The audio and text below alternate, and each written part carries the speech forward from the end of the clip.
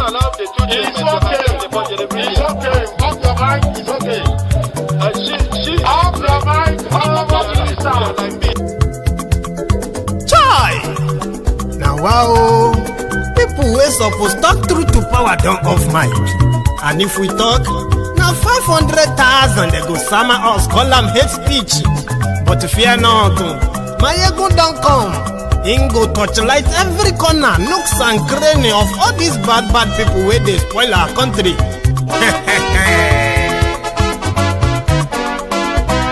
So my people make we laugh, oh yo yo. Maiyegun don't come, oh yo yo. My people make we shout, oh yo yo. Maiyegun don't come, oh yo yo. Maiyegun don't come, man of the masses, oh yo yo. Maiyegun don't come, oh yo yo. Maiyegun diary Politico, oh yo yo. Maiyegun don't come, oh yo yo. This one not the off in mind, oh yo yo. Maiyegun don't come, oh yo yo. And in the touchlight every corner, oh yo yo. Maiyegun don't come, oh yo yo. Okay, some people be they holla say they want the power. Chai, them be promise us say we go get light and power. Nah. Them hustle sote they can't get the power. But now they know they do anything with the power. Every day, dollar just they get the higher power over naira. See them talk say make we off mind, but thank God say Maiyegun don't come. So my people make you loud, oh yo yo. Maiyegun don't come, oh yo yo. My people make we shout, oh yo yo. Maiyegun don't come, oh yo yo. Maiyegun don't come, man of the masses, oh yo yo. Maiyegun don't come, oh yo yo. Maiyegun diary Politico, oh yo yo. Maiyegun don't come, oh yo yo. This one not they off in mind, oh yo yo. Maiyegun don't come, oh yo yo. Person where they do evil, no one make person talk. Them say that Maiyegun, that man too they talk. He too they talk. Say Maiyegun diary, he they hot like pepper. But every day then they take money in bulk. Woman picking, they the street they hawk. Still them talk say make we no talk. But thank God say Maiyegun don't come. So my people make you loud, oh yo yo. Maiyegun don't come, oh yo yo. My people make you shout, oh.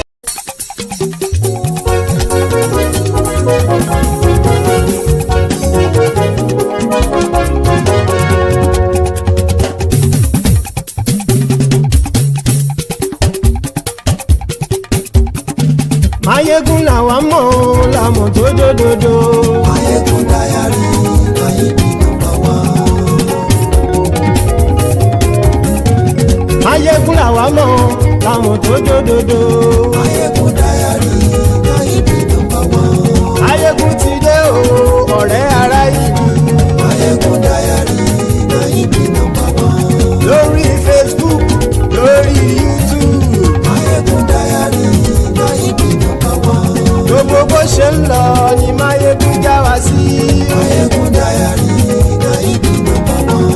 Àṣírí ọ̀jẹ̀lú kì í bò níbẹ̀ o. Maiyegun diary, Maiyegun number one. Bó bá ṣe eré, àní Maiyegun máa wí. Maiyegun diary, Maiyegun number one. Ó sì tún ṣe eré, wàá gbọ́ níbẹ̀ o. Maiyegun diary, Maiyegun number one. Maiyegun diary Politico. Maiyegun diary, Maiyegun number one. Godfatherism kò sí lọ́rọ̀ Maiyegun. Maiyegun diary, Maiyegun number one. Ẹ farabalẹ̀ sẹ́ o kẹgọ́rọ̀ lẹ́nu o. Maiyegun diary, Maiyegun number one. Àní Maiyegun làwa mọ̀ tó dòdòdò. Maiyegun diary, Maiyegun number one.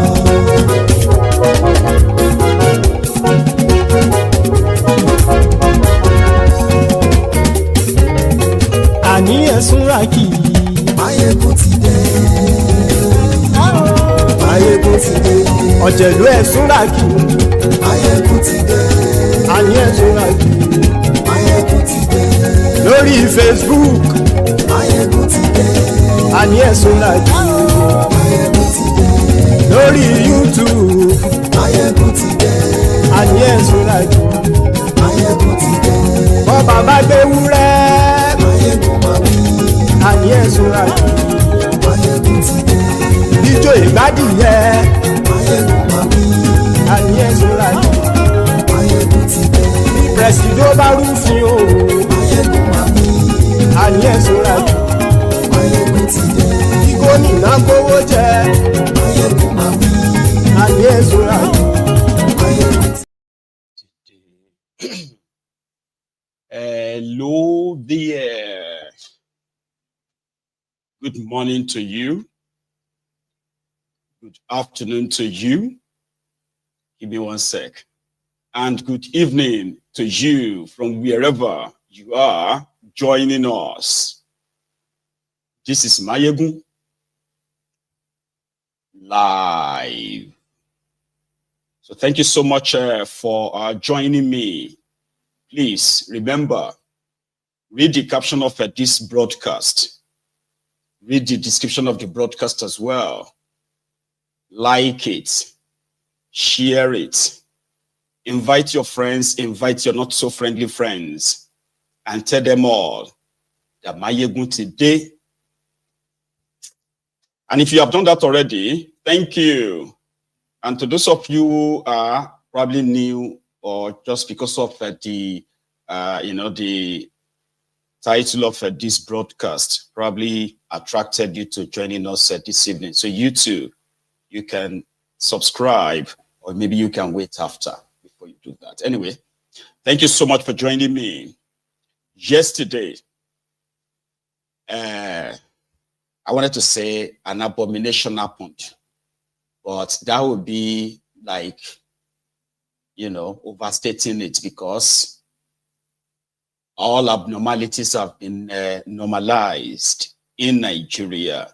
And every day, if you see one today, there is a chance that what you are going to see tomorrow is also going to possibly alarm you to the point that people are no longer shocked. So what happened? VeryDarkMan, right, was reported to have, visited a guaranteed trust bank in Abuja. And why? He reported some, frivolous deduction or bank charges, on his mom's account statement, something he questioned. And I think in his usual way, he made it public and told them he was going to visit them ahead of time. So yesterday, himself, his mom, and his friend, I think that one is called a CPAC, the trio went to a GTB branch in Abuja to lodge complaint about these deductions of charges, including scammers using his mother's details to open loan accounts. The normal regular allegations against the Nigerian banks, especially bank workers, who have been fingered on numerous occasions, involved in different kinds of fraudulent activities, including emptying customers' bank accounts. So when he got to the bank, I think because knowing who he is, it was easier for them to probably have prepared for him. So they said, they got into an argument, this or that, and the next thing, somehow, the bank's, security sort of descended on him, and they started beating him, in which from his friend, who was later released because that one too was taken with him. So he said they were delayed for about 5 minutes. It's more or less like a day were held in the bank against their will, meaning at a point he attempted to leave. Eventually he left, but the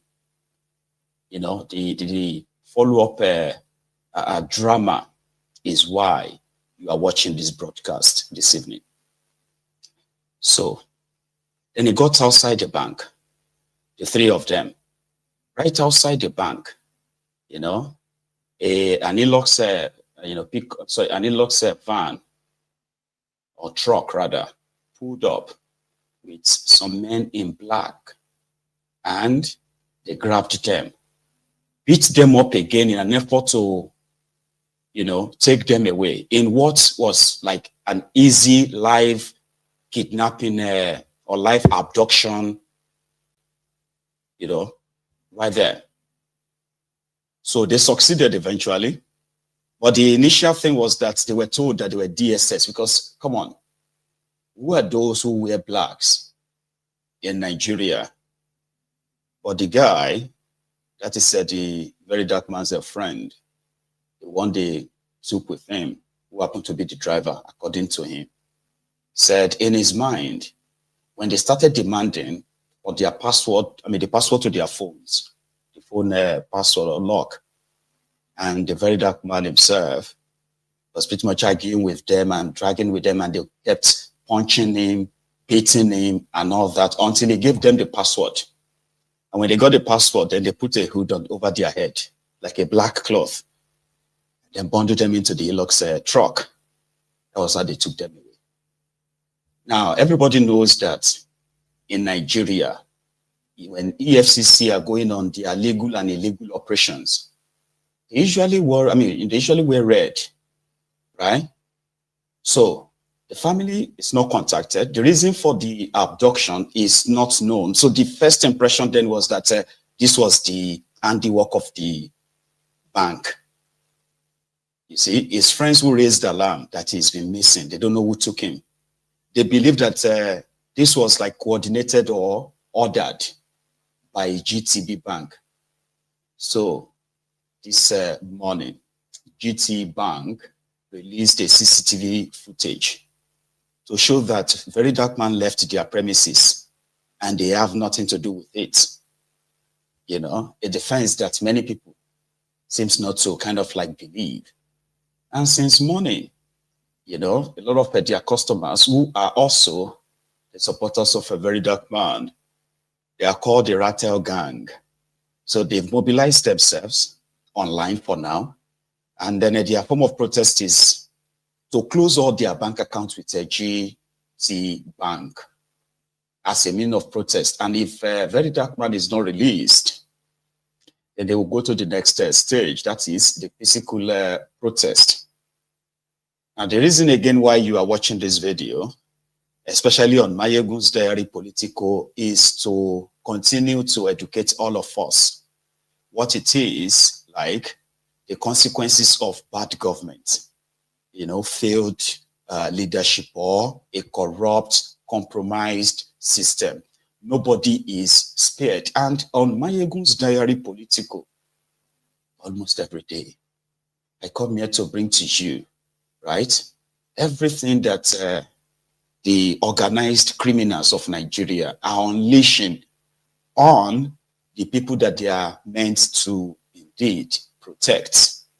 People are treated like piece of shit. It doesn't matter, But gone are the days when we used to say, "Oh, you need to make money, money talk, bullshit, BS work." No anymore, not in that contraption. So everyone can and will collect.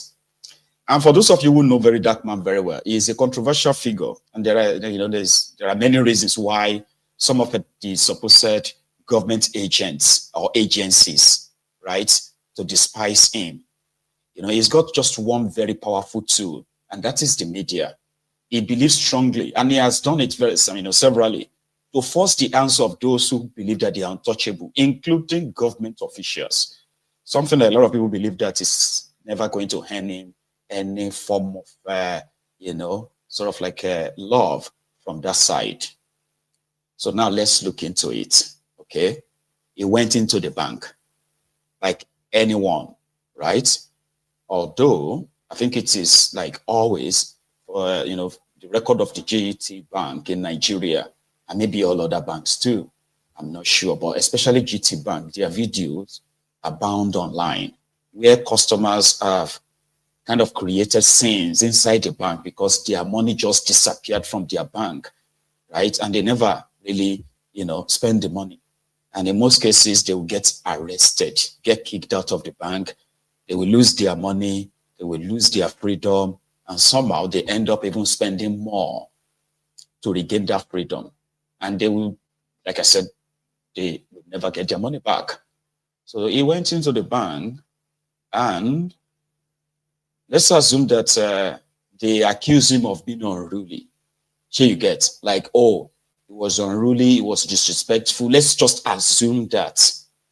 Because I'm trying to see where the EFCC is connected, except if there is an ongoing case between himself and the EFCC, like, here you get, and they have declared, I mean, they have invited him, he never attended or honored the invitation, and they have declared him wanted, okay, until they found that, oh, is that the GTBank, let's just go and serve the warrant on him. You get what I mean now? So I'm trying to look for the connection, right?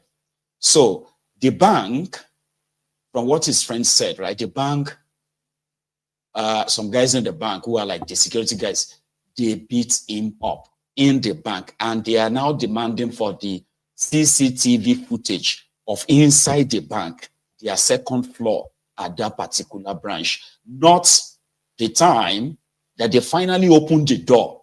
Because they said when they were leaving, they kind of like shot them in between the security door. They couldn't leave for 5 minutes. So we saw both of them got into the lift, right?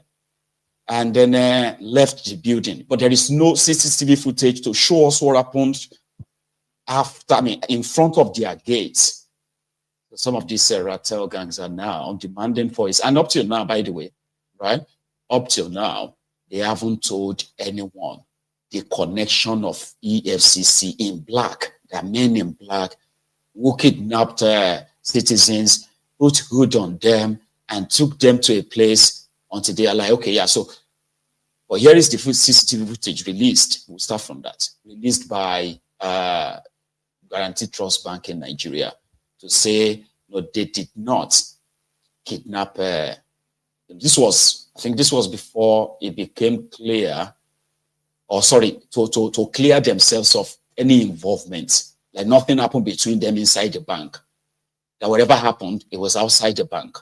So they released this footage, this CCTV footage.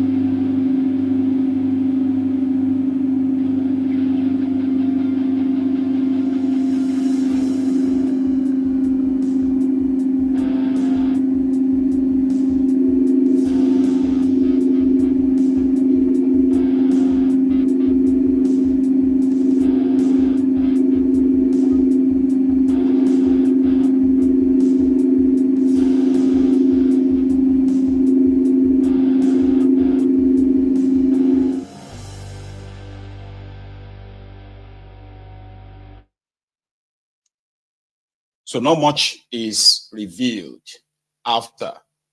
All right. So there are questions. People are not sure because we saw a very dark man walk out of the bank. Then we saw another guy beside him wearing a, jalabia, like that flowing gown. Okay. That was his friend. He's called a C Park, something. But where was his mom?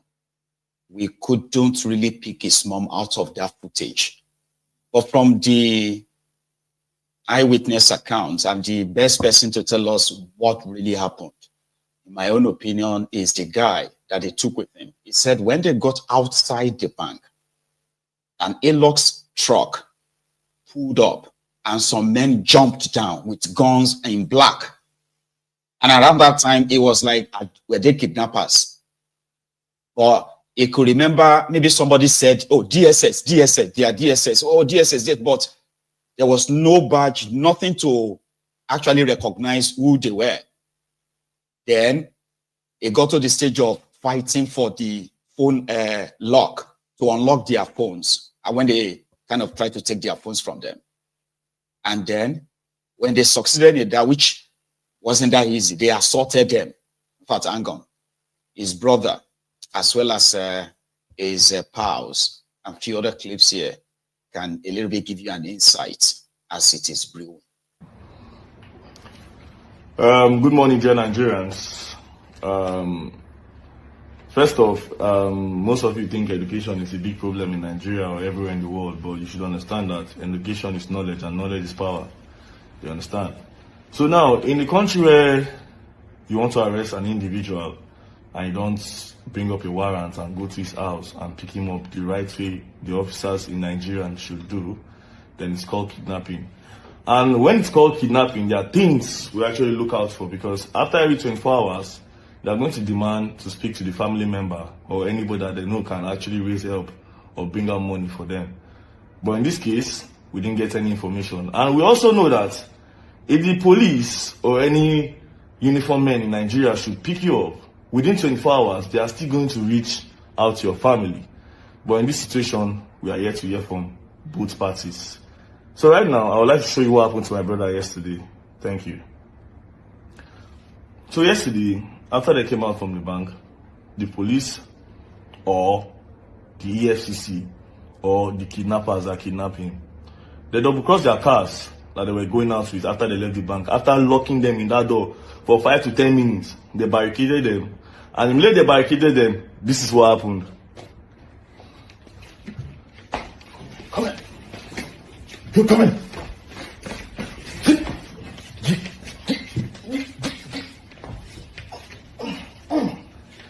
Now, mind you, after they did this, they took them straight to wherever they took them to, and they covered their face. And since then, we didn't hear anything from the kidnappers, if actually the kidnappers took them, or we didn't hear anything from the EFCC, because we are meant to understand that they were actually taken to the EFCC office. So, are we dealing with kidnappers here or the EFCC? Because you guys are here to get to me or my family to tell us, okay, your brother is here, come and see him.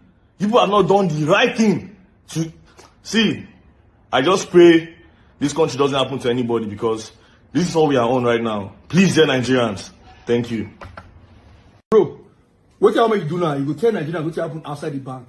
Link the story outside the bank for GTB. Since GTB don't bring clip, show people, let them bring the CCTV footage of what happened inside the bank. First floor, ground floor, and outside. I wait for them. I beg, tell them what happened as for the bank. Explain to Nigerians, please. As we leave the bank, Okay. we just leave the bank. Now I just see this black Hilux for the passenger seat. Now you understand? I'm going to tell them, say, which of these black Hilux 147 enter through our front? Now, next time I see this man, they come outside with black, on black now, everything. They come outside with gun. DSS. Like, what did that happen for you? Next time I see on that Camry, on that man, they come outside from this other side. So next thing, now we just drag out. Because your guy relax, make her come down, make her park my car. Then they punch. Now they just see what now they punch my lip, they punch VDM too. Like they stretch, they force himself for the driver's seat. He not been stopped. So he stopped the car with they bridge us with 2 cars. Okay. So you Sorry. So the guy just forced VDM out of the car, forced me out of the car. Me, I just said, man, don't man, no go shoot me. You understand? So they forced us into the in-laws. They see the punch. They see the punch us. You understand? So they bring your head down, bring your head down. The next thing, now they put blindfold on us and everything. This is why I say, they punch us, they speak Hausa and everything. The cars they go, now they call stop. Next thing I want that people, yes, on that people they come for back. Say, wait. They come join us. That person come say, where's the phone? Where are the phone? They call the guys just collect our phone. They already ambitious collect our phone now. So now they call collect the phone. The officer, like I said, the blindfold, I don't know everything and everything. The next thing now they see punch VDM for the other side. They see me, I did the other side and they punch VDM.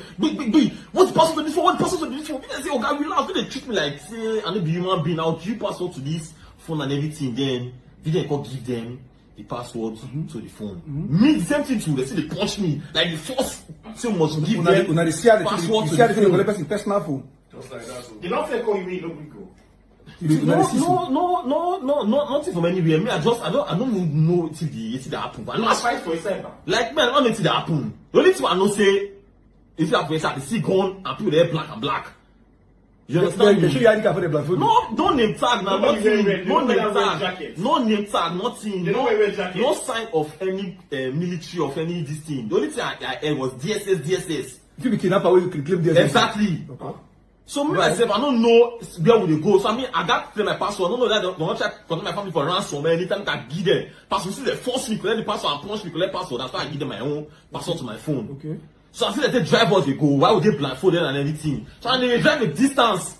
So go there Abuja town. So they can't go anywhere for saying a police or anything. You supposed to say okay, this means they say drive us go distance. I look at so probably. Sorry.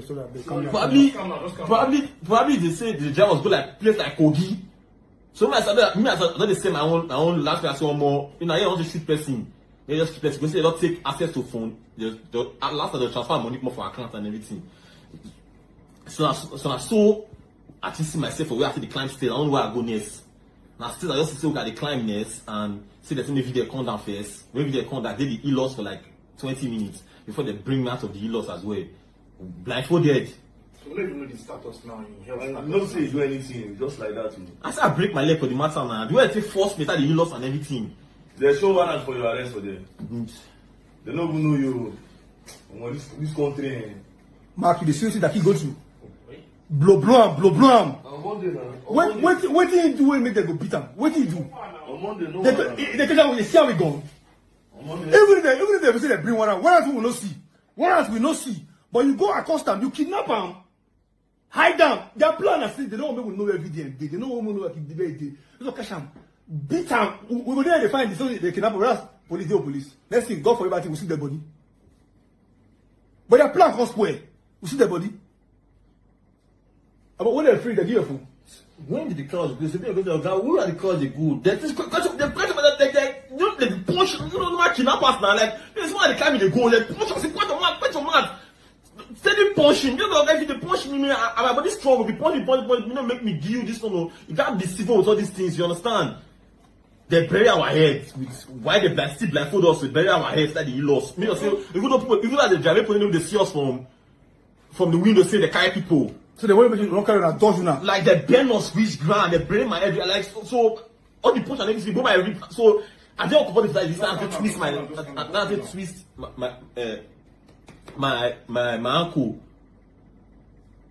Let me force inside the loss. Wait, Nigerians not the year Abi. In a normal country, it's supposed to happen. No, it shouldn't. Unfortunately, Nigeria is not a normal country. And the earlier everybody understands this, the better prepared you will be. It's not a normal country. They are stealing from Nigerians. Nigerian banks are declaring profit. Nigerian banks are declaring hundreds of billions of naira profit from just deducting SMS money, SMS charges, these charges, that charges, bank charges. You know what I mean? From people's bank.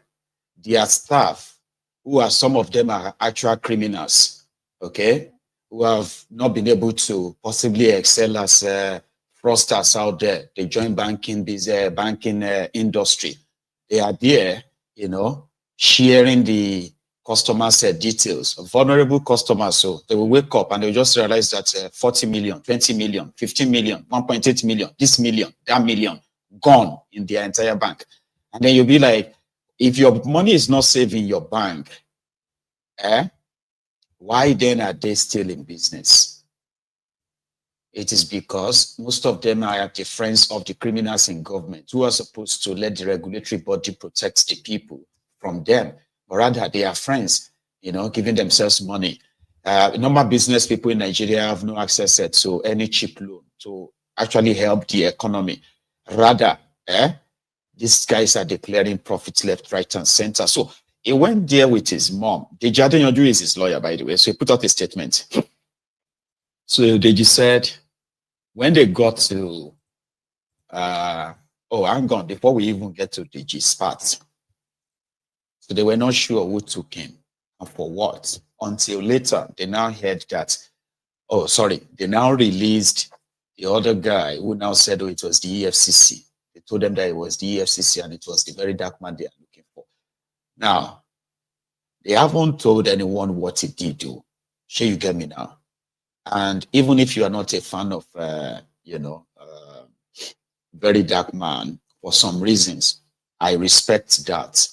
But when you look at how they bring the entire institution to ridicule, you know, bring an entire institution to, a disgrace like this. And they do that very much conveniently every now and then, whenever they want to, sort of like activate, not just activate, pretty much like implement their impunity, put it that way. So that is exactly why you are watching this, because there are those guys were saying that normally they should have contacted the family within 24 hours. And privilege won't blind you, Abi. There are people who have been locked up in prison and their family members have not seen them in years up till now, simply because the police could just put up any kind of accusation on them, and they have courts in Nigeria that will jail them without any real investigation or what have you. So VeryDarkMan is in a privileged position today. He's got thousands, hundreds of thousands of supporters, both in and outside Nigeria, who have been responding, to this, what they call the assault on it, or infringement on his fundamental human rights.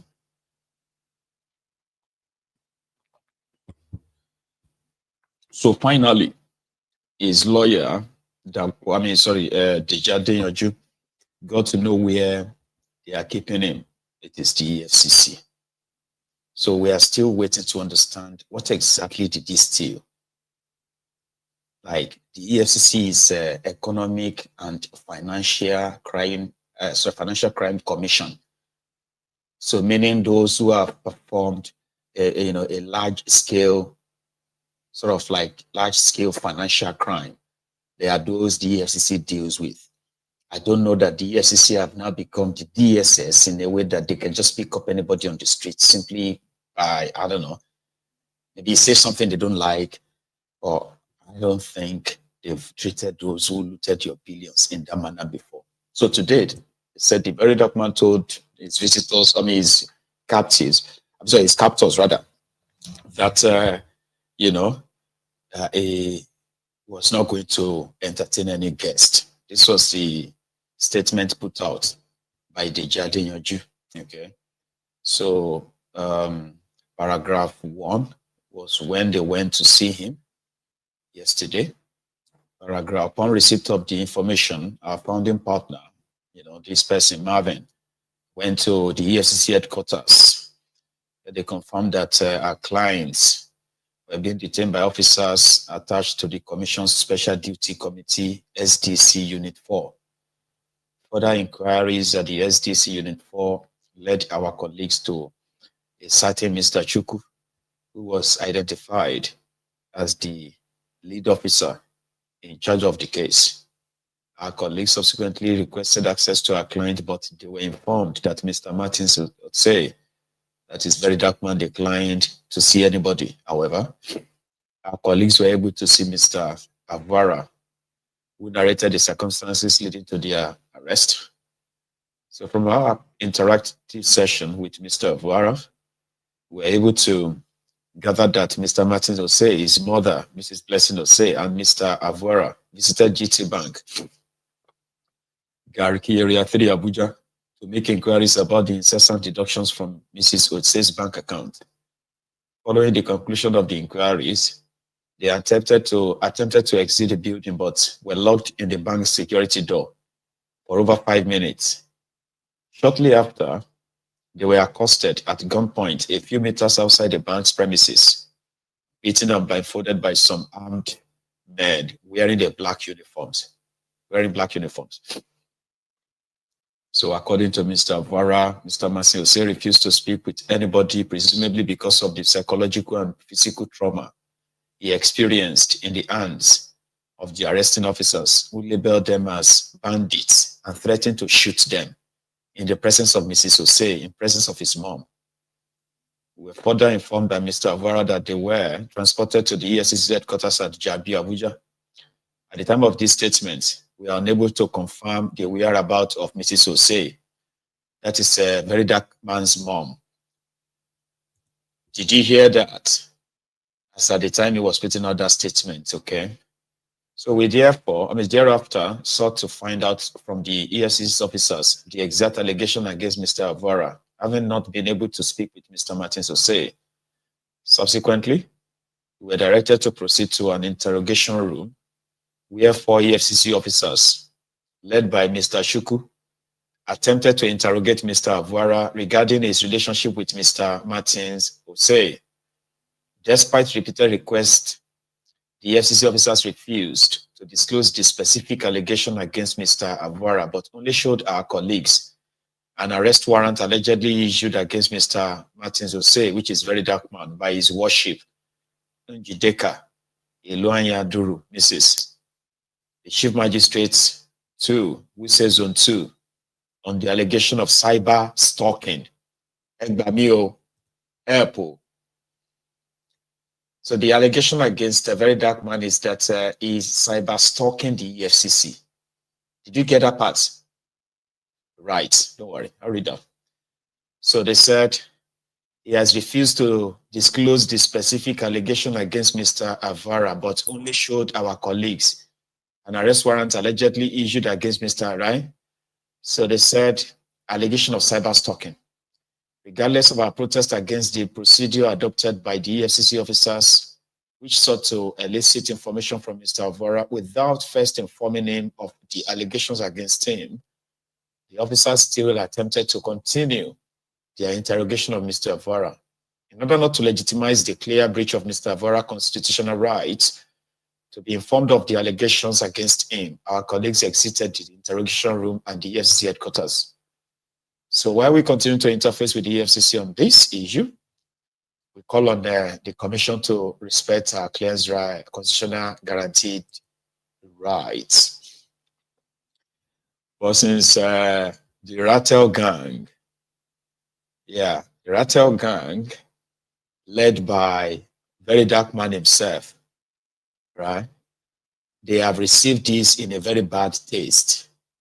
And they consider this as an assault and abuse of power. In fact, it is considered as oppression.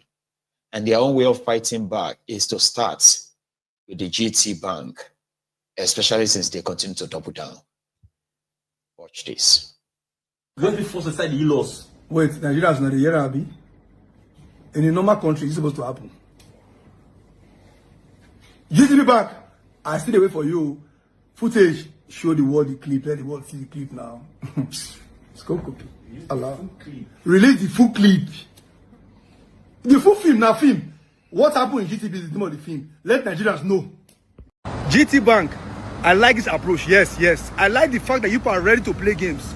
Since you have started bringing out clips, show Nigerians the complete video of everything that happened upstairs. Show Nigerians the complete CCTV footage of what happened outside and everything that happened upstairs. Then number 2, your CSO should bring his call log. All the calls your CSO made, he should bring it on WhatsApp. Bring it. You should not delete it. He should bring it. Because I know he will delete it. Show Nigerians what happened. I will not say what happened upstairs, but show Nigerians. GTB, this is the worst attempt you have ever made to salvage citizens. See, GTB, you don't go like this one. You are a disgrace. So since yesterday when they talk say VDM, they miss, una quiet. The only time people speak is to bring out this kind of CCTV footage. Una go regret this move.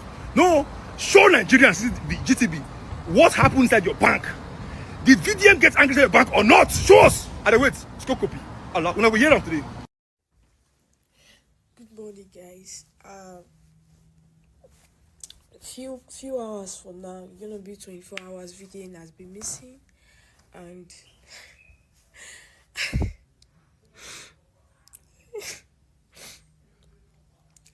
I don't know if all these bigger influencers can also come out. Let's beg. If it's to beg, they should release VDM. It's about 24 hours. I've been trying to hide this, but I can't. Please, if as I make video, you make video, everybody make video. I think they will release him. It's almost 24 hours. Please.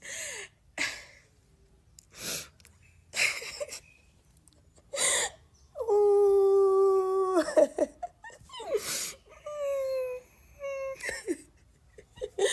Oh my God. Please. Let's. I slept yesterday thinking about this issue. I saw his junior's brother video on TikTok. I kept watching it, and according to him, he said they came, they even hit his mother, took him, covered his face. I don't know if it's a case of kidnap. I don't know if it will happen to that young man. Now, that man is a very good man. Now they talk for Nigerians. Even things where bigger men no go fit talk. That boy they come outside, they talk out with boldness, please. Even if it's to plead, if not forgive them, they forgive him. They know how my beg. Well, this day I don't just want to say happy. I'm not say very dark.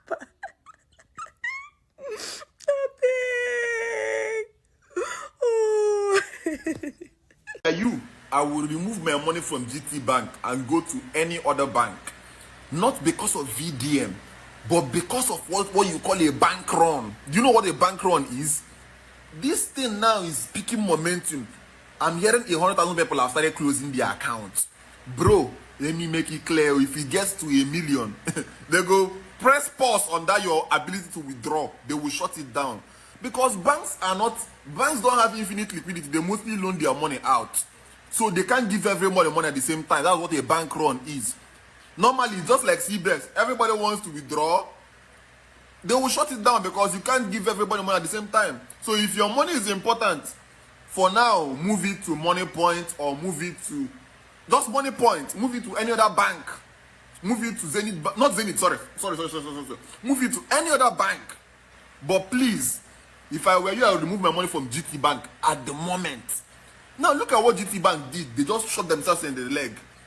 This young man was on his own. He didn't disturb you people. You people set him up. You clearly knew that the mother was banking with GTBank. You knew who she was. You took money out of her account. Yes, I said it. You know why I say it? Because how do you suddenly VDM is in your bank? You lured him. He's a lure. He's in your bank. Suddenly your branch sends out SOS to EFCC. Suddenly EFCC don't arrive a moment's notice. Your goal, your entire goal there is to mobilize people to come and pick up VDM. Exactly. Because except if you people are business suicidalists, you want to destroy your business, no same person will do what you did. No same person will do what you did. This is something that, because of how VDM moves crazy now, you should know that. Because of how VDM moves, you suppose know that in mama they come out money for him, don't come out complain online. you would have called him and resolved this issue, set up a proper meeting, not the one that you people planned him, so that they carry him out. Proper meeting, resolve it with him. He will go his way, you go your way. But now you brought this upon yourself. You want your business destroyed, it will be destroyed. Customers will leave. Close down your branches. And if you have your money in the GTBank, I don't tell you now, bank run might happen. Remove your money early. Remove your money early. Not when everybody don't feel ATM, you start rushing, start crying like it. Access Bank. Assalamu alaikum. Wa alaikum salam. Access Bank. Mo ṣe owó sí sporty bet ní last week Sunday. All debit mi. Oh, was sporty o. Mo lọ back ìjọ Monday, on padà wá níjọ́ Wednesday. Mo lọ Wednesday, wọ́n lọ send message sí wọn pé kí n ní sùúrù. Today is Saturday. Access Bank ẹ jọ̀ọ́, ẹ bá mo fẹ́ máa mi ṣe owó mi o. Sport no rówó. Torí mi fẹ́ wá níjọ́ Monday. Ṣùgbọ́n wọ́n ní EFCC tuntun mount ìjọba bank káàkiri kí ló dé ṣe fẹ́ pa wá ní nílùú ni. Are you after our lives? Akówó sọ́wọ́ alájọ kú, owó lọ. Akówó sínú kóló, wọ́n já kóló lẹ́yìn, wọ́n jí kóló gbé. Asúkà máa dáwó sínú báńkì, ẹ tún fi EFCC, ẹ tún fi mount ìjọba báńkì kí ló dé torí Ọlọ́run nílùú iná torí Ọlọ́run náà everything wọ́n, a tún fi wò report yẹ. Báńkì GTB, ẹ tún bá EFCC ṣiṣẹ́. Ó run down. What is that? It's not supposed to be so. And that's more. Hey, free VDM. VeryDarkMan every year. FML. Mommy and K, that's the no. It's not supposed to be so. Hey, bank. Hey, why not? Okumba. I'm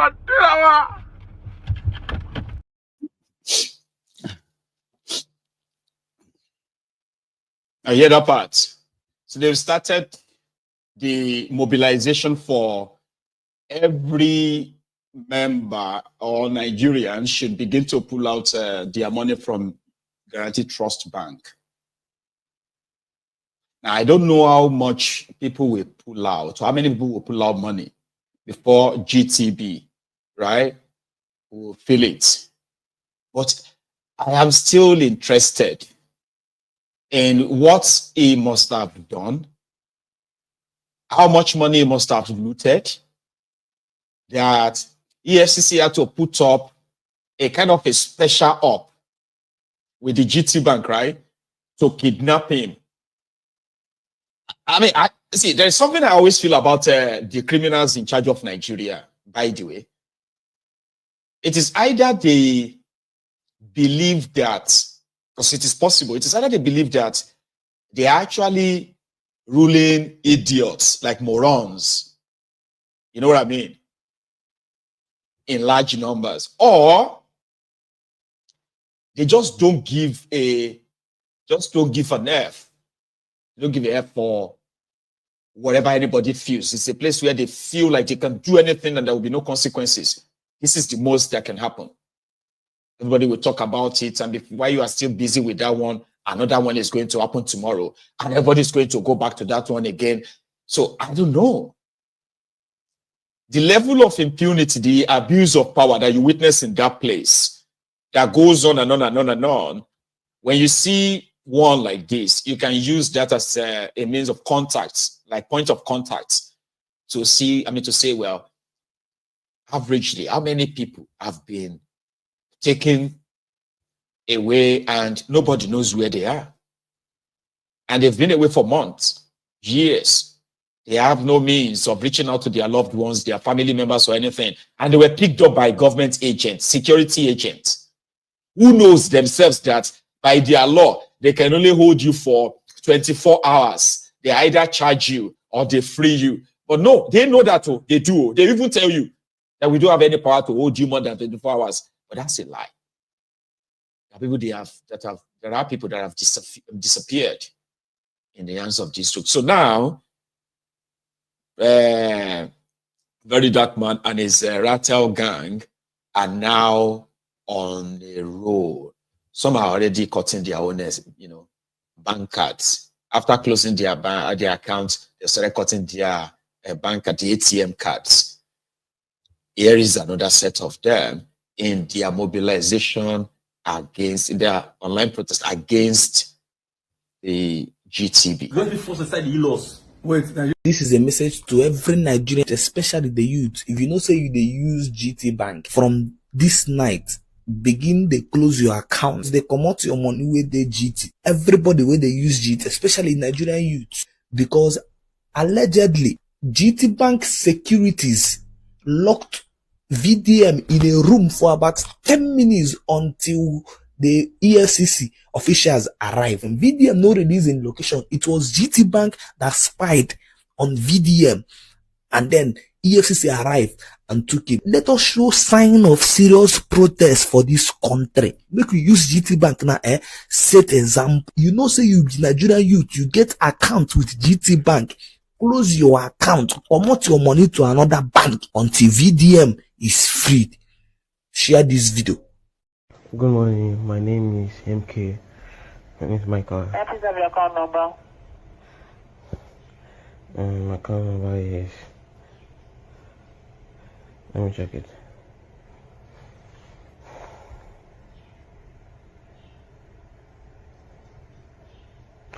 See, I didn't call you to ask you for any service, but I called you to ask you a question.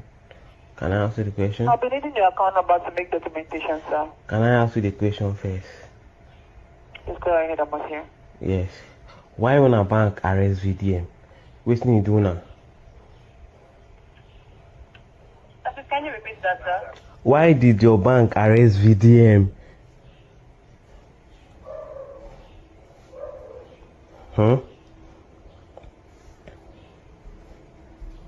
Why did your bank arrest VDM for no reason? I did ask you a question. Why your bank arrest VDM for no reason? That's why. See, I'll come to your bank and close my account. I'm not banking with you guys again.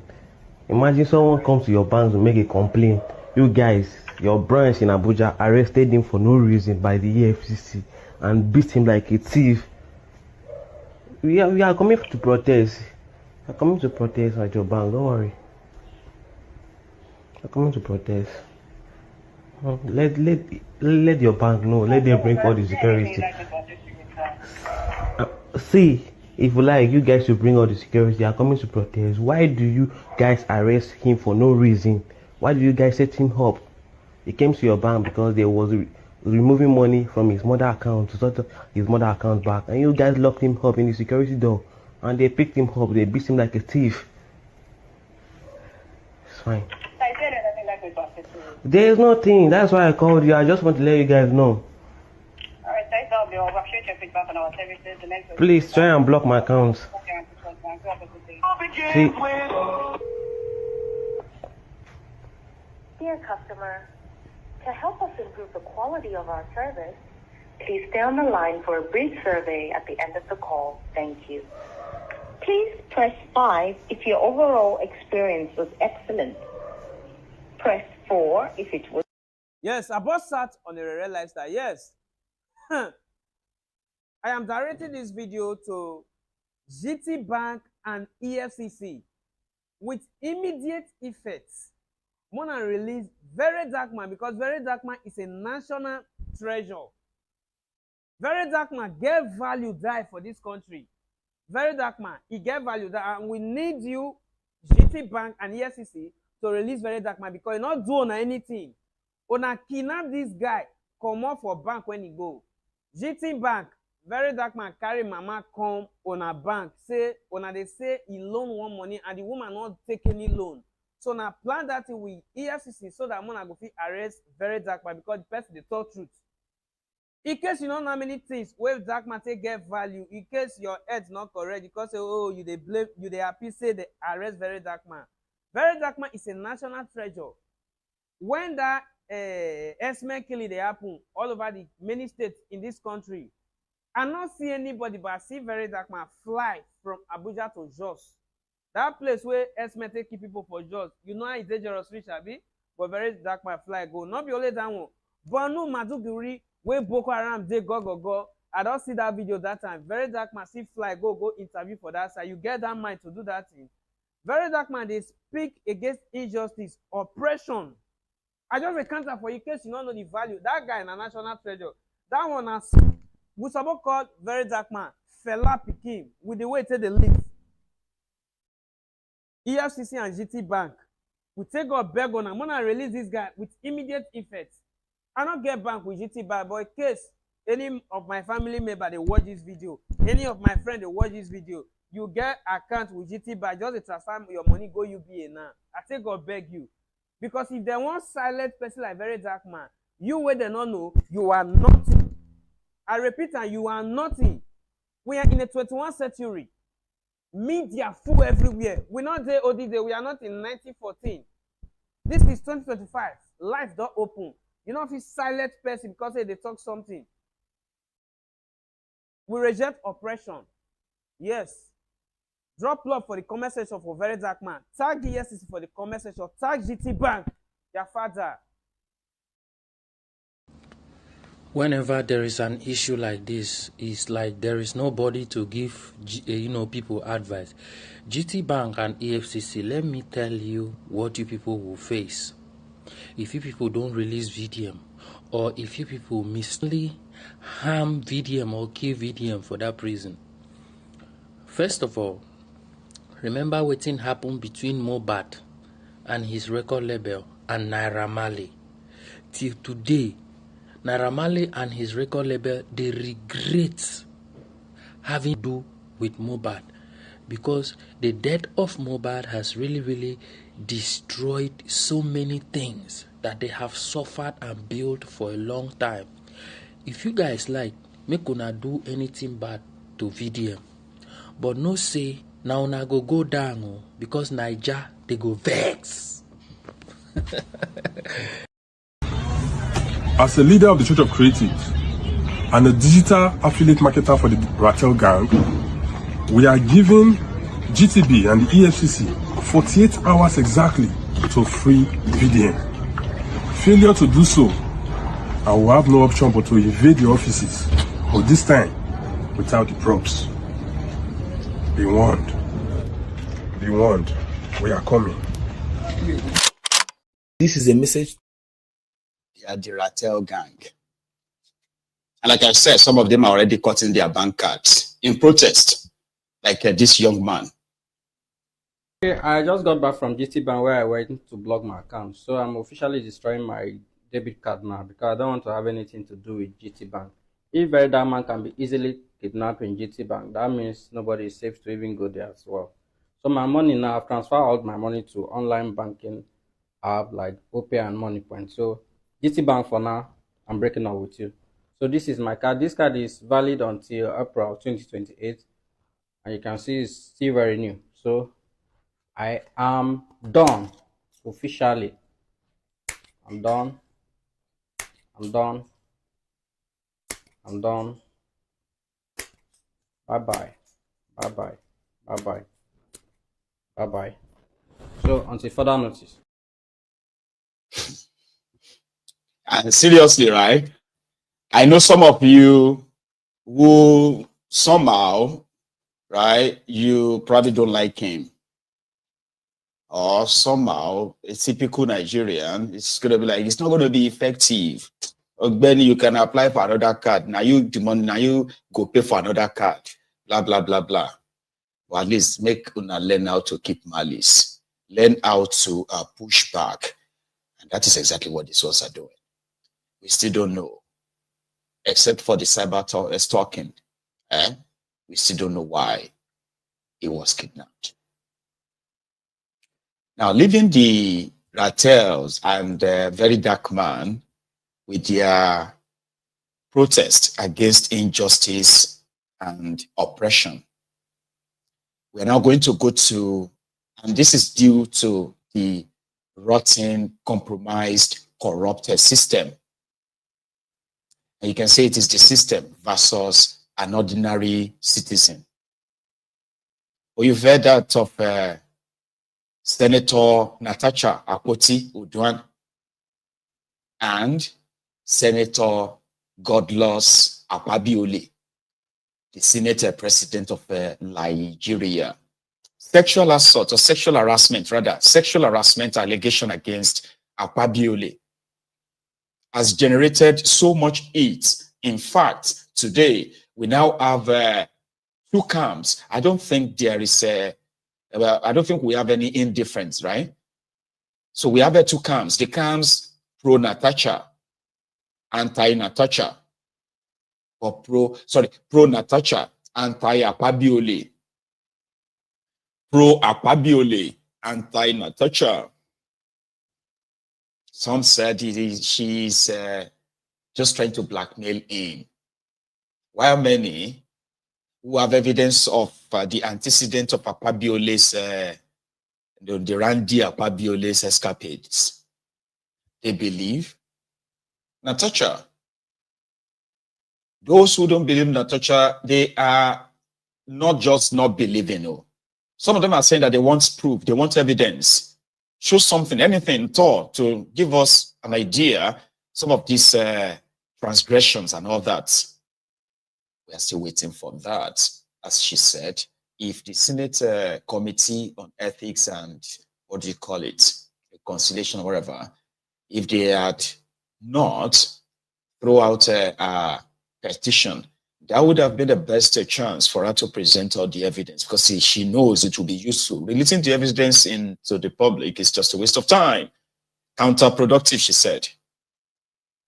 And just a week ago, Olisa Agbakoba, that is, Olisa Alakoba, anyway, Agbakoba, gave a press statement, or kind of like a presser, where he advised Natasha to withdraw her case against Akpabiole, the sexual harassment case.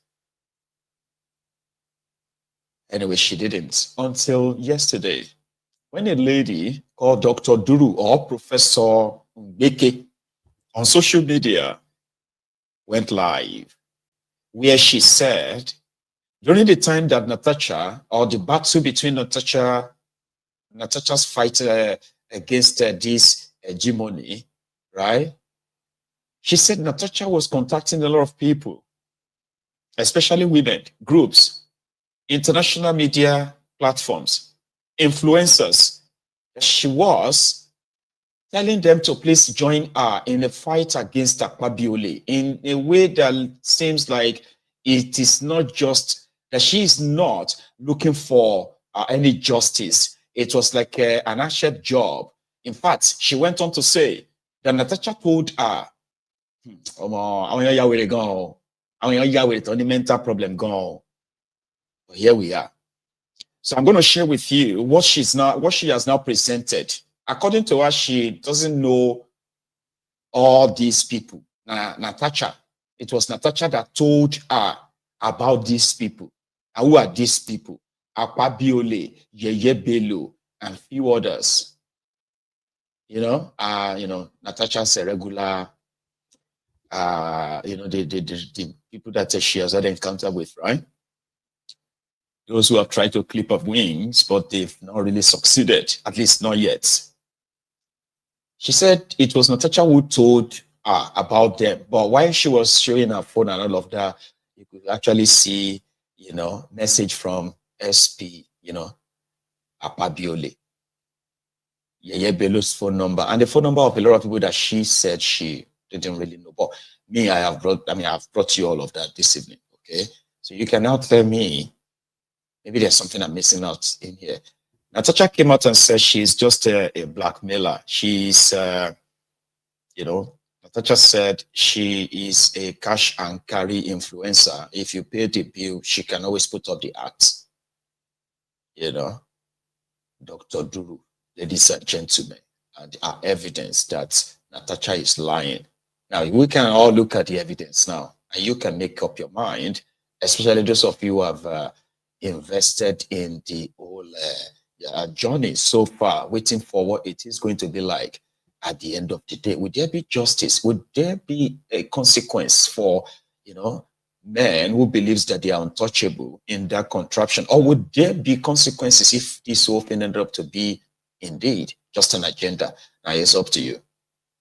And now you can't really say, I don't know. So maybe this can help. Or she's just a blackmailer. doing the bidding of Akpabiole, because we all know there is no length of how far they can't go. Yeah? Please watch this. Before then, someone called me, a leader of a political party. I'm going to withhold his name for now, for some reasons, because the case is being investigated. I don't want to mess up what the authorities are doing. And he said to me that, ma'am, we love the way you are fighting for Natasha, and we are recruiting women like you, Dr. Obi Ezekwesili, to go fight for Natasha and make XYZ allegations, and that he would love me to speak to Natasha and help Natasha to ensure she gets justice. I said, okay, no problems, but let me speak to the person you're talking about. That was when Natasha called me on the 27th of March, 2025. So when she called me, and if you check my page, Prof. Mbeke, I'm Dr. Sandra Duru, but Prof. Mbeke is my media page, my platform, where I unfold the truth. And if you call me, if you check there, I have a disclaimer. Once you call me, it records automatically, because I don't have the time for people like Natasha that will tomorrow come back to say, I said what I didn't say, or she said what I didn't represent. So that was recorded, the first day conversation. And that wasn't the only conversation. She got closer to me. And we became like sisters or friends that tried to talk to her after I got to know the truth.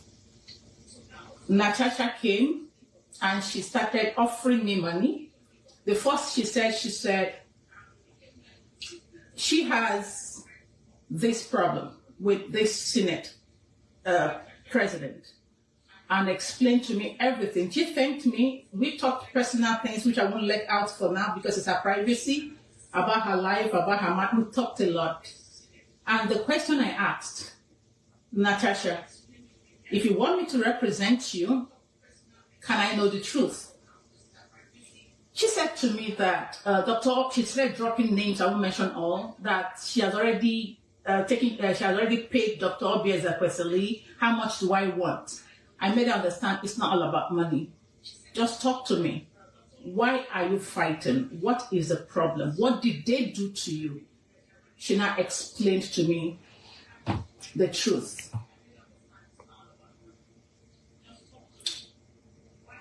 Are we there? Yeah. She explained to me, and Natasha told me bluntly, she said, babe, there was nothing like sexual harassment. I was shocked. I was shocked. To be honest with you guys, I broke down. Because if you check my page, I was already fighting. If you go and see the things I posted about that man, the Senate president, you'll cry for him. I was fighting. I had contacted UN agencies because I'm a member of the UN Council. I've contacted everyone. I'm the president of TUFF, the Unique Family Foundation, that has UN successors and the rest of them in the United States. Honestly, I took the battle. Go check my page. I didn't erase anything. I left everything there. I was out to fight for Natasha. I was ready for the battle against the Senate president. So when she now started explaining things to me, in the course of the explanation, she was so relaxed. She was so calm. She opened up a lot of things to me. Our conversation wasn't just one or two, which the security agencies have already verified. And she was bold enough to tell me that she has paid Dr. Obi Ezekwesili, that she recruited Dr. Obi Ezekwesili, that's not a big deal, I can do it. I said, did you tell Dr. Obi that these things are not true? She said, they know. We are women. We can't let these men be doing this to us. We have to fight. Let's just use gender-based whatever. At that point, I became a little bit, at that point, I became a little bit, I wasn't happy. I was sad. Let me put it that way, because the way I came out to fight, and I told myself, what do I do now? How do I go back to the people out there? So the wisdom came. I relaxed. She said, are you there? I said, yes, I'm listening. Yeah, I'm with you. Go ahead, talk. So she started telling me a lot of things. So the area that I was interested in, I had to redirect her back to the question. She now said, it didn't happen. I don't have evidence. That was why I sent Dr. Obi Ezekwesili, Mrs. Abiola or Dr. Abiola, and FIDA. FIDA means Federation of Women Lawyers in Nigeria. You were recruited, and she called you guys useful idiots. That she recruited useful idiots. Women that can speak and be heard. You are now Natasha's useful idiots. And she was wondering why I cannot join her on Arise TV to do the same thing. And the question is, why always Arise TV? She said she has bought over, she has bought them. That's the, what did she call it? What was that word? That is the, how, whatever. Before then, someone called me a leader of a political party. I'm going to withhold his name for now, for some reasons, because the case. I don't know if it is just me. How many of you feels like that person look like somebody who is suffering from mental health problem? Like, I'm not like in a rude way. What do you call that thing? Compulsive personality disorder. You know, people who can make things up, no matter how dumb or stupid they are sounding, but they will do that with so much confidence. There are so many on social media, by the way. Some of them look normal. They look normal like me and you. You just need to give them room. There are many on social media. Like there are people who are suffering from, you know, they make themselves so, like they lift themselves so above who they are in true sense of it. But I'll explain to you, because Nigerians have so many dumb people, unfortunately. Dumbest people in the world. They have the highest population of them in Nigeria, unfortunately. But when you scrutinize things, like as I was looking at her, I actually feel sorry. I know it's not right to diagnose people by just looking at them, but something tells me that that person, he showed more. But I just want to scrutinize a bit of what she said. And you can please tell me what you think, right? According to her, it was on the 27th of March was the first time that Natasha spoke to her. Before then, like others on social media, they have been defending her, you know, calling out Akpabiole. Yes, Akpabiole, this and that. You know, random people on social media and a place, they say people go just take your fight. You go, they see them, they make videos on TikTok. Your fight. You go to say them be your family member. Pastor, no, or my shepherd, they would cause themselves. They would sweat. I will show you. I will let you know that I'm a woman. I say, Kill dear, calm down. You know. So, but all this while, brethren, until the 27th of March, that was the first time they met or spoke on the phone. That means they were never really. Then she kept saying, he told me a lot. No, hang on. He started with, Natasha said, I don't have any evidence.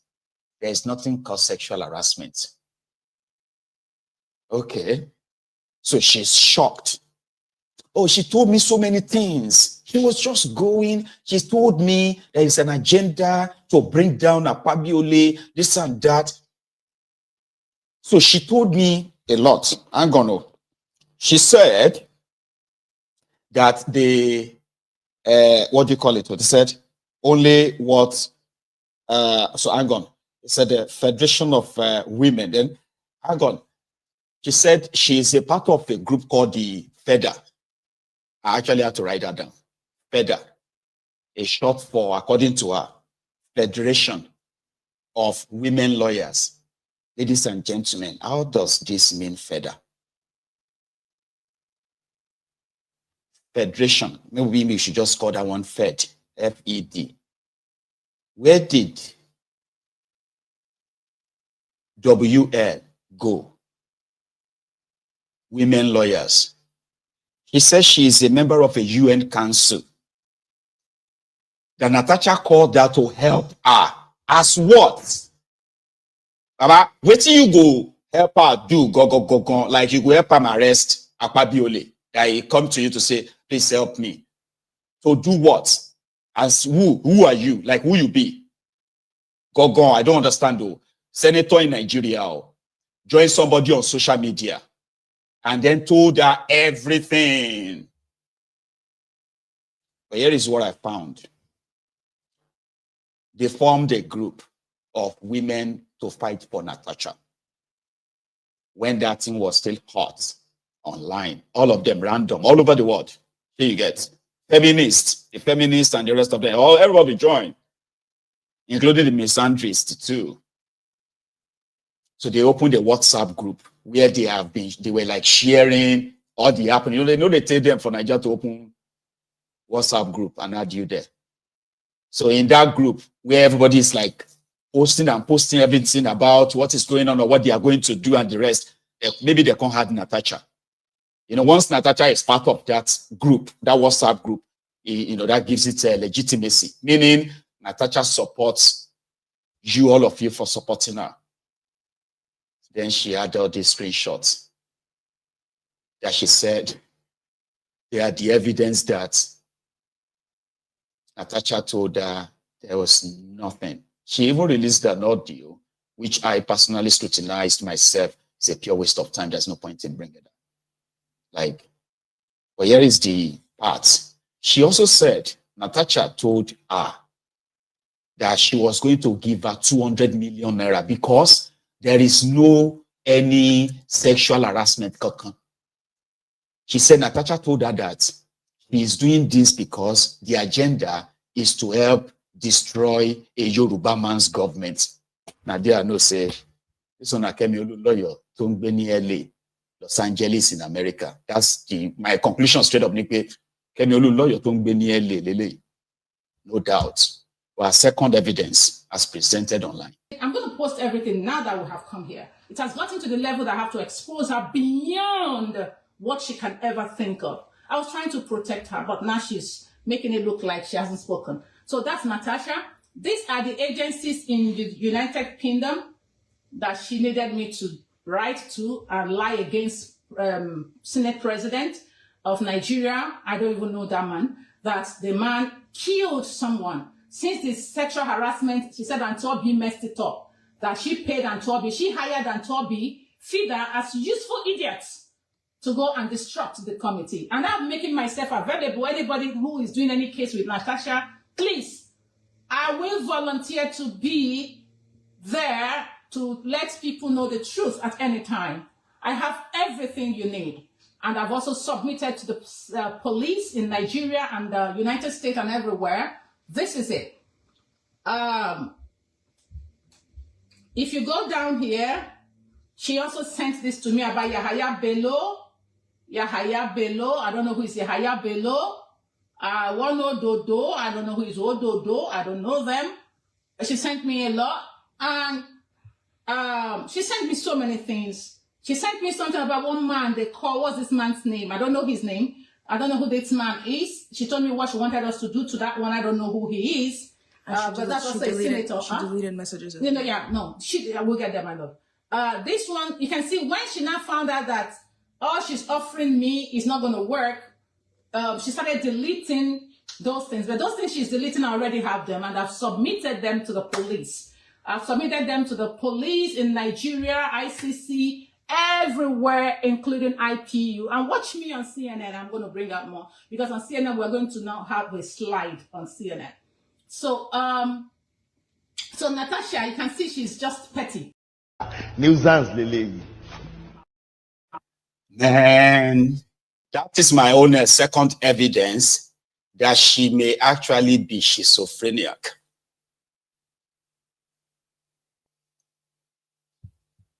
Like, what did Natasha once send you? Picture, screenshots. Sexual harassment. You are not a lawyer. You are not I think she's probably presenting herself as a lawyer because she said women lawyers better. That Natasha has bought Arise News. The guy who is Obey Banner, you know that guy, the owner of This Day, is the owner of is also the owner of Arise. Is Akpabiole's person. Is the guy who gave Werewike Minister of the Year. Akpabiole, Lawmaker of the Year. They are friends though.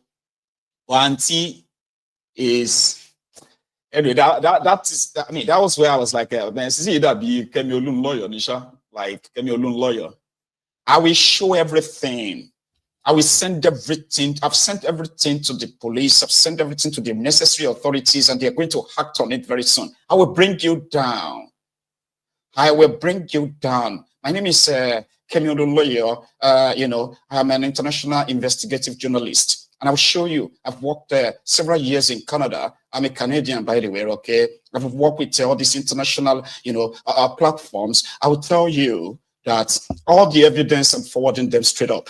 So, I will break you down. Ask about me.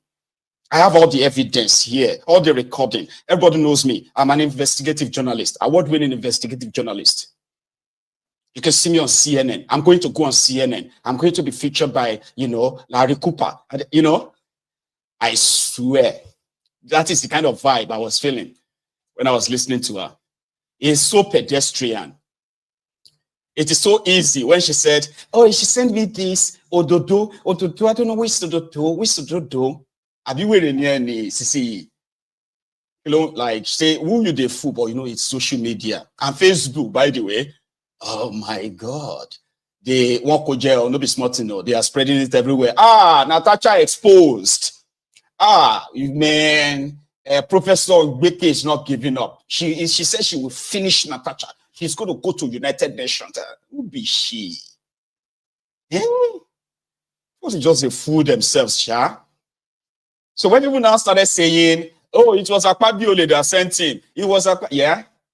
Remember that guy who happened to be Akpabiole's media advisor?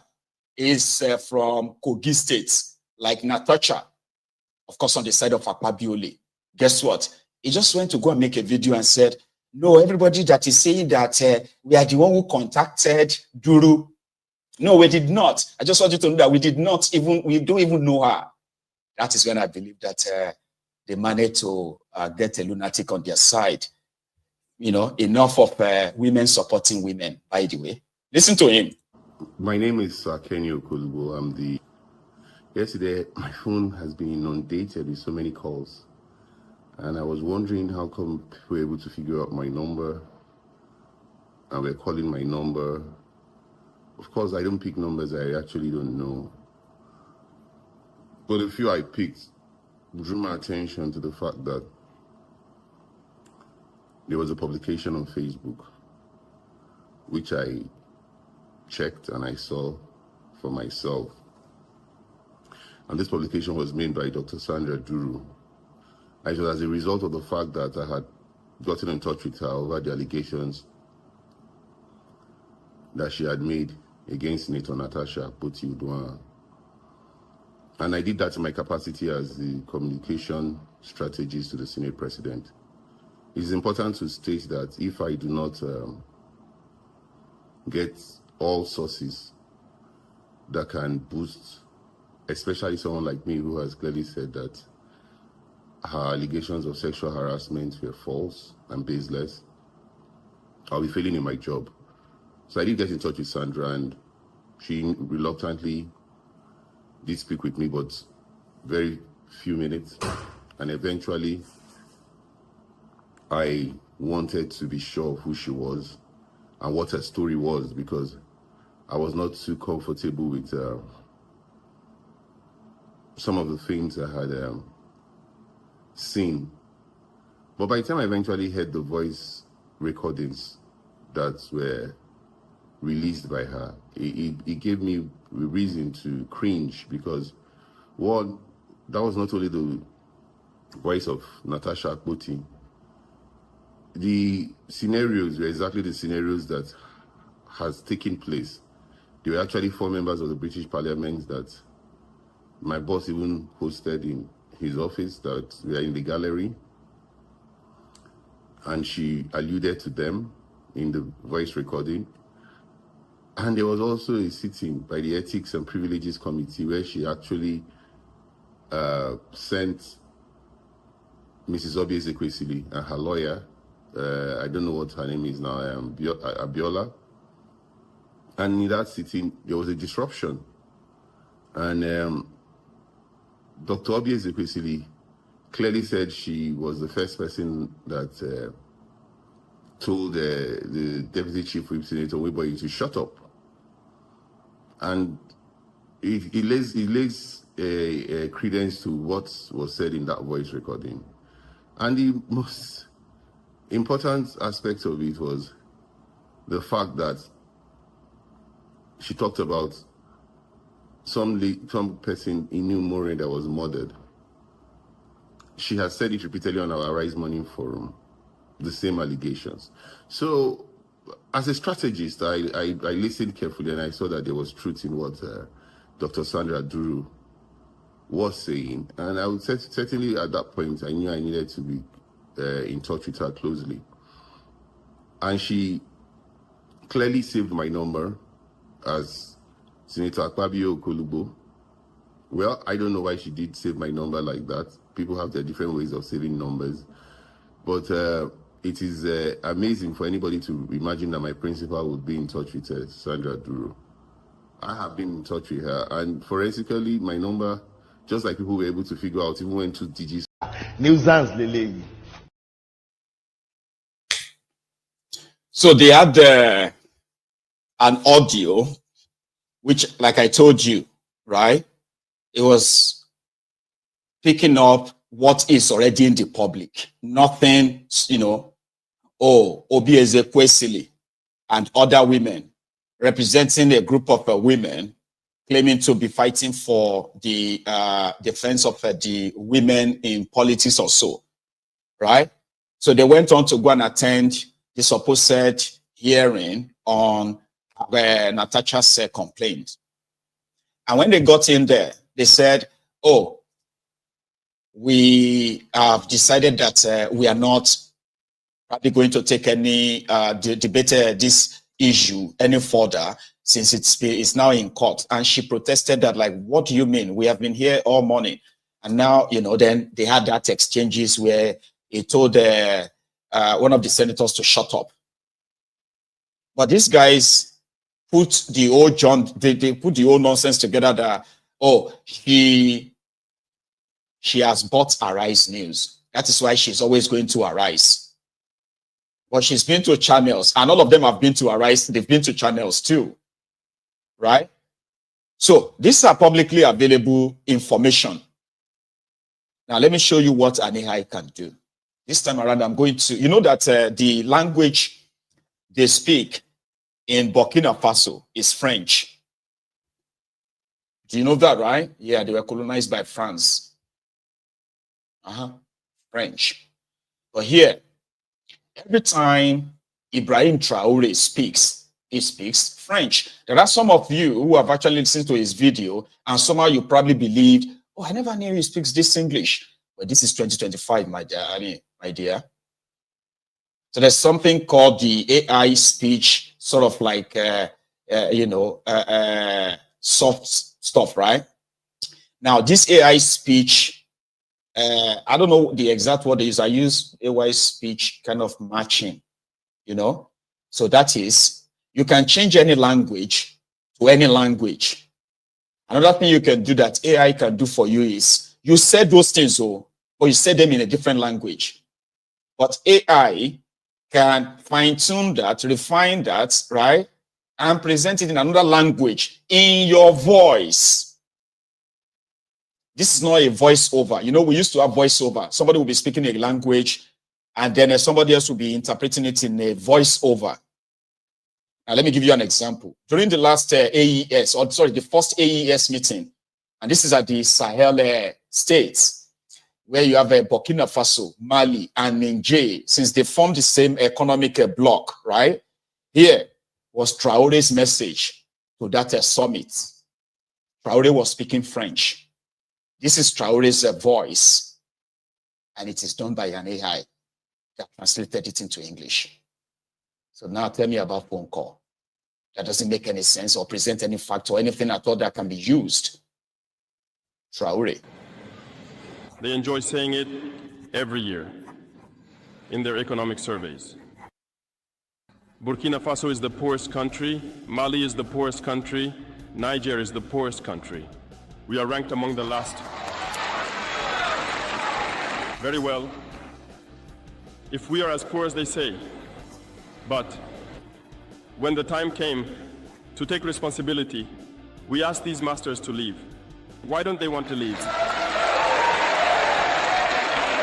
When we take the case of Niger, for over 40 years, some countries have been exploiting uranium to produce energy for themselves. From Ottawa to Paris, the streets are lit up. That's the light. But in Niger, it's darkness that is served to us. When you go to our states, our lands are riddled with holes, everywhere in search of precious metals like gold, but often there isn't even the slightest accessible road to reach the areas where they exploit gold, let alone some basic social services. That's why we decided to revolt and take the destiny of our countries into our own hands. There are many other examples.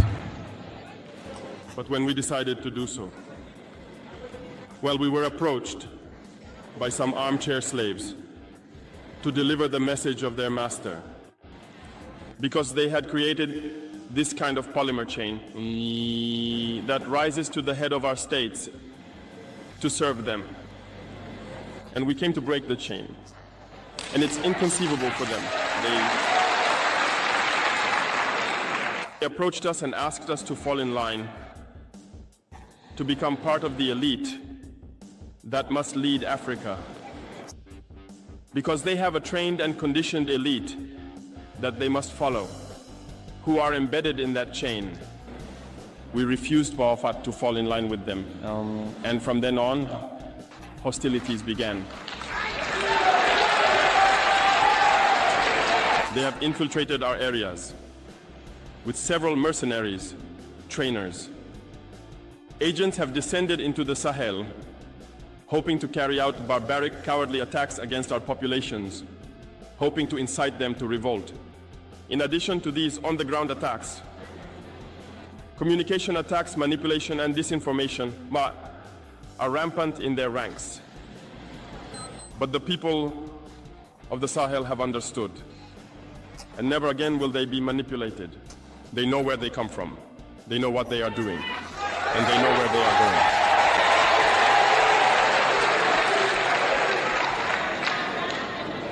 We will no longer allow this. People are awake and fighting today, not for ourselves, but for future generations. And thank you all for the fight that is being waged. This never makes us cry. We will not tremble. We will face it. We will fight for true independence, for our freedom. Because to scare the people of AS, these individuals only have 3 terms in their mouths: democracy, freedom, human rights. Of course, their local lackeys are only elected in a democratic, free, and transparent process, according to them, their values. What could be more normal? That they want to impose this on us, because they are the ones who set the rules.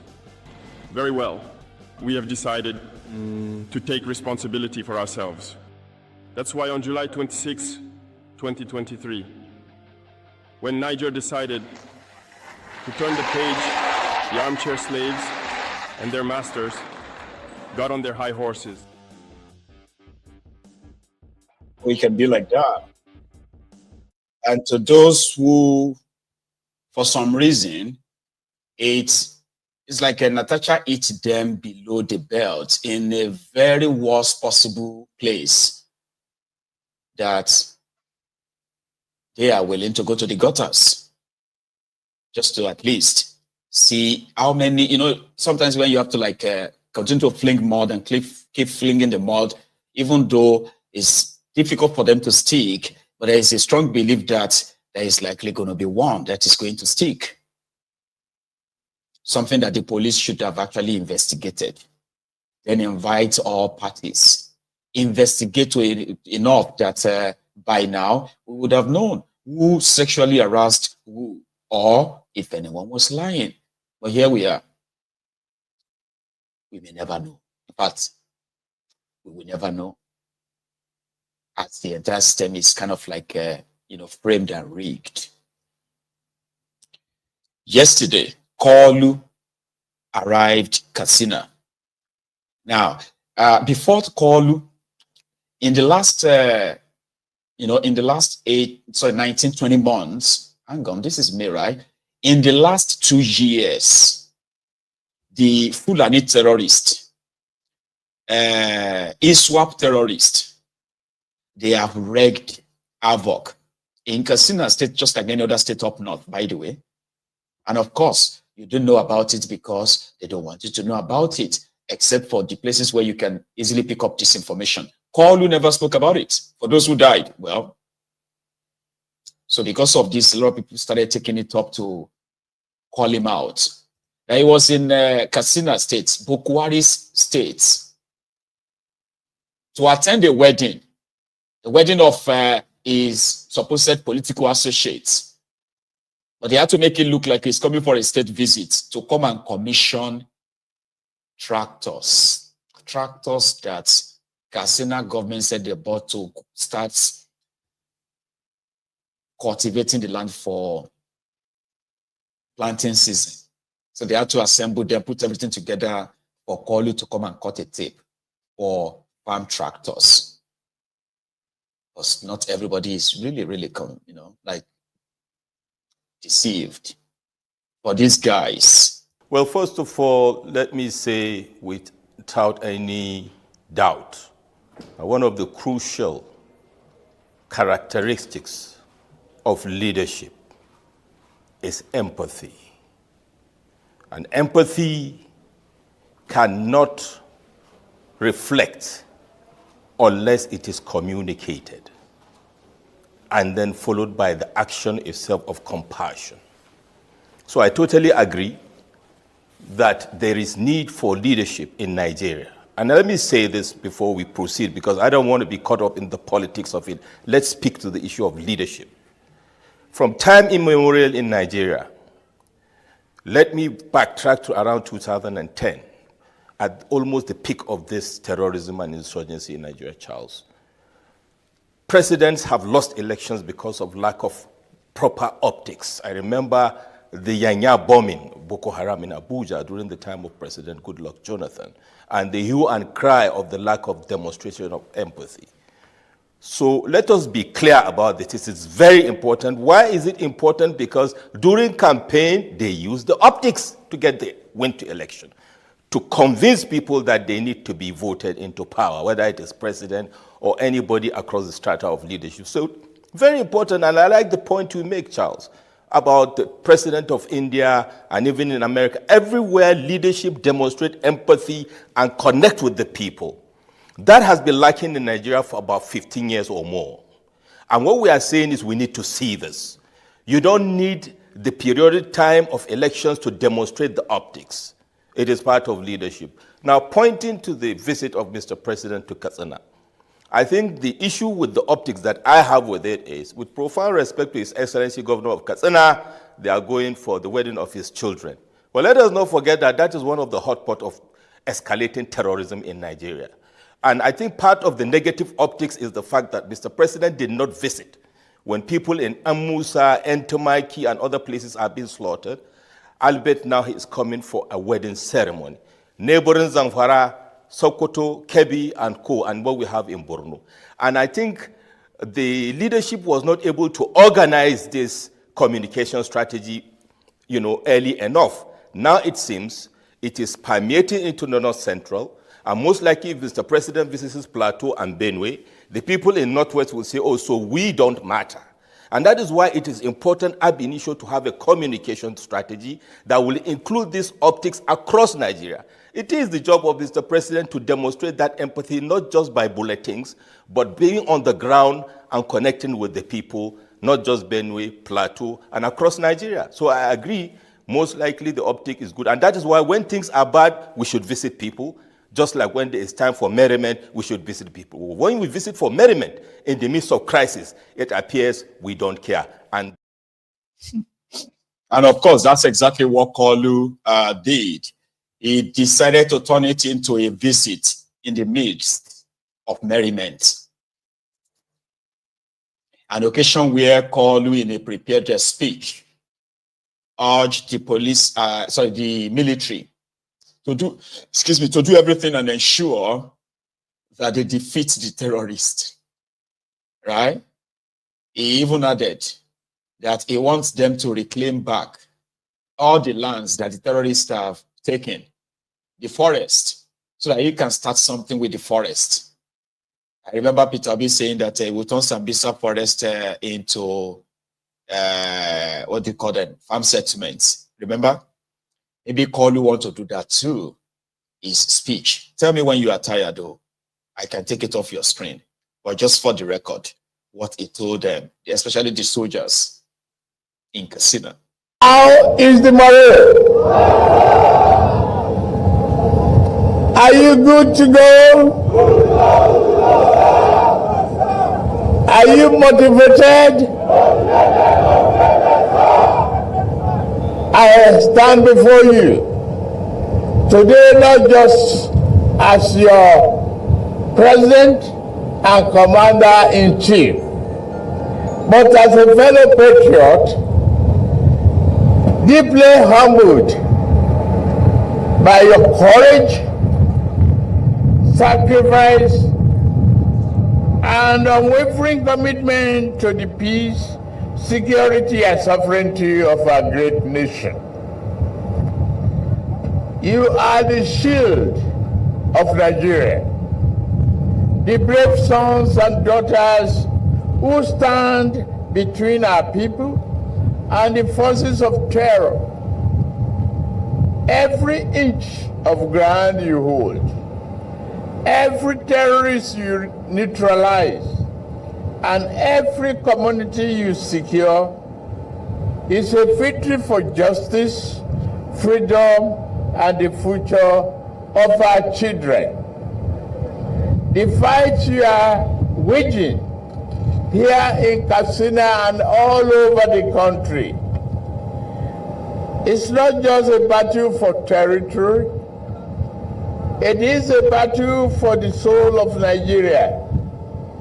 Your resilience, your courage in the face of danger inspires the entire nation.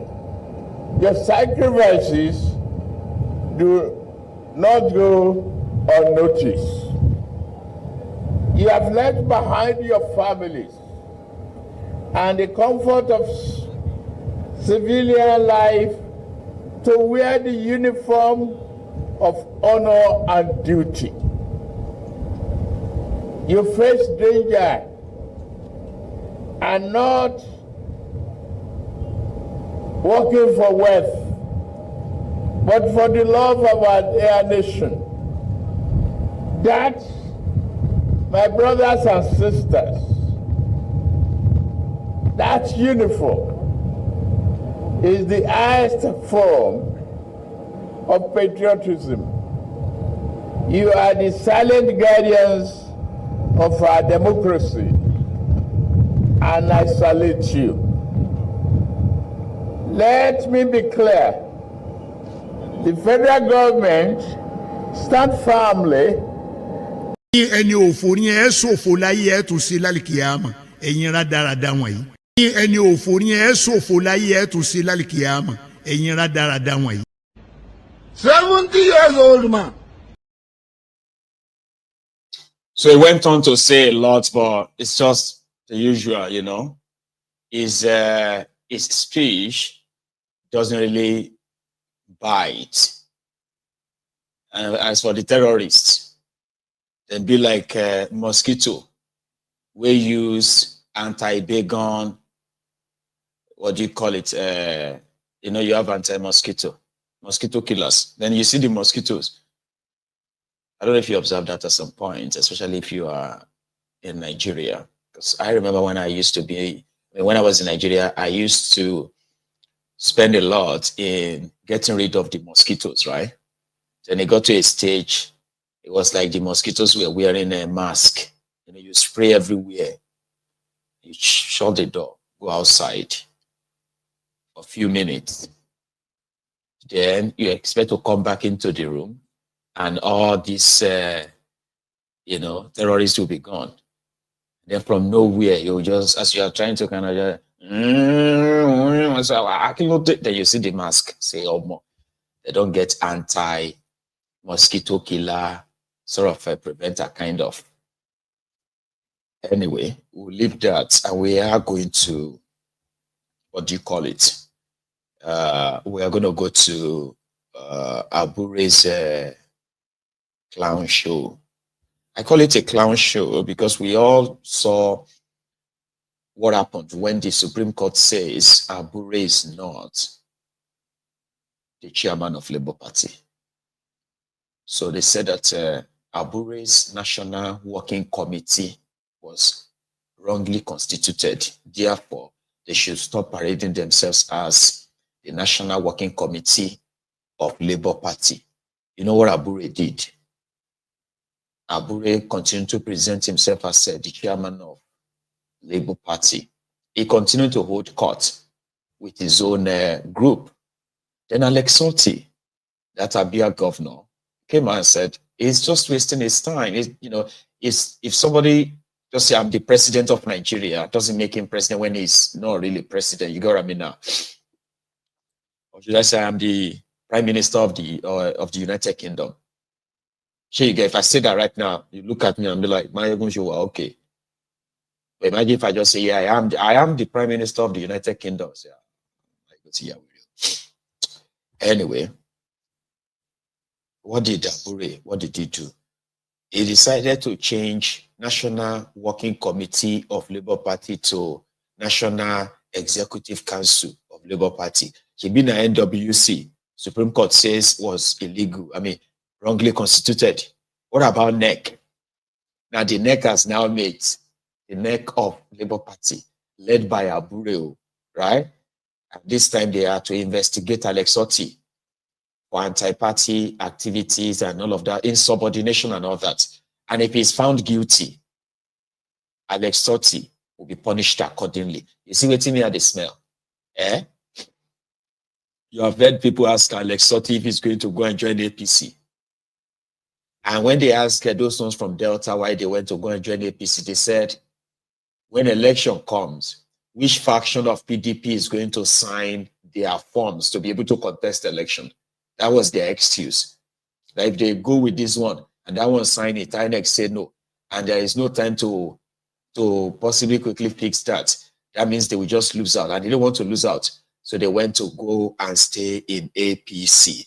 Now they are possibly plotting that for Alex Otti too, because Julius Abure.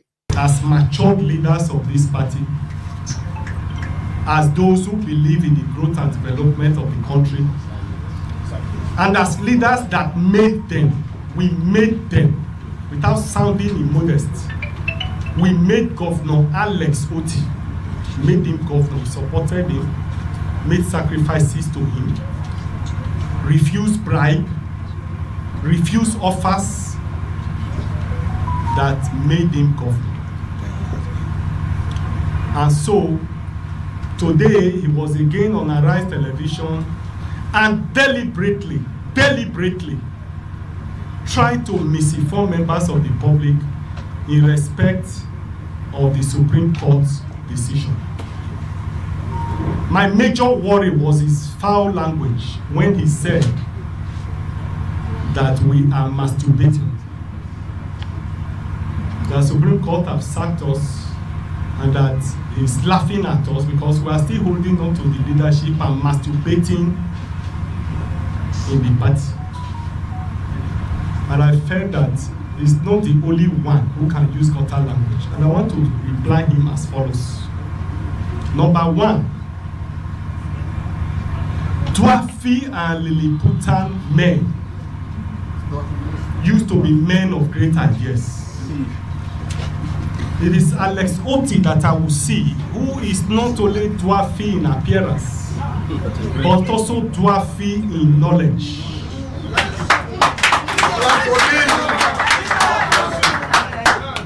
The Supreme Court decision was clear, crystal clear, that issues of leadership are a domestic affairs of the party.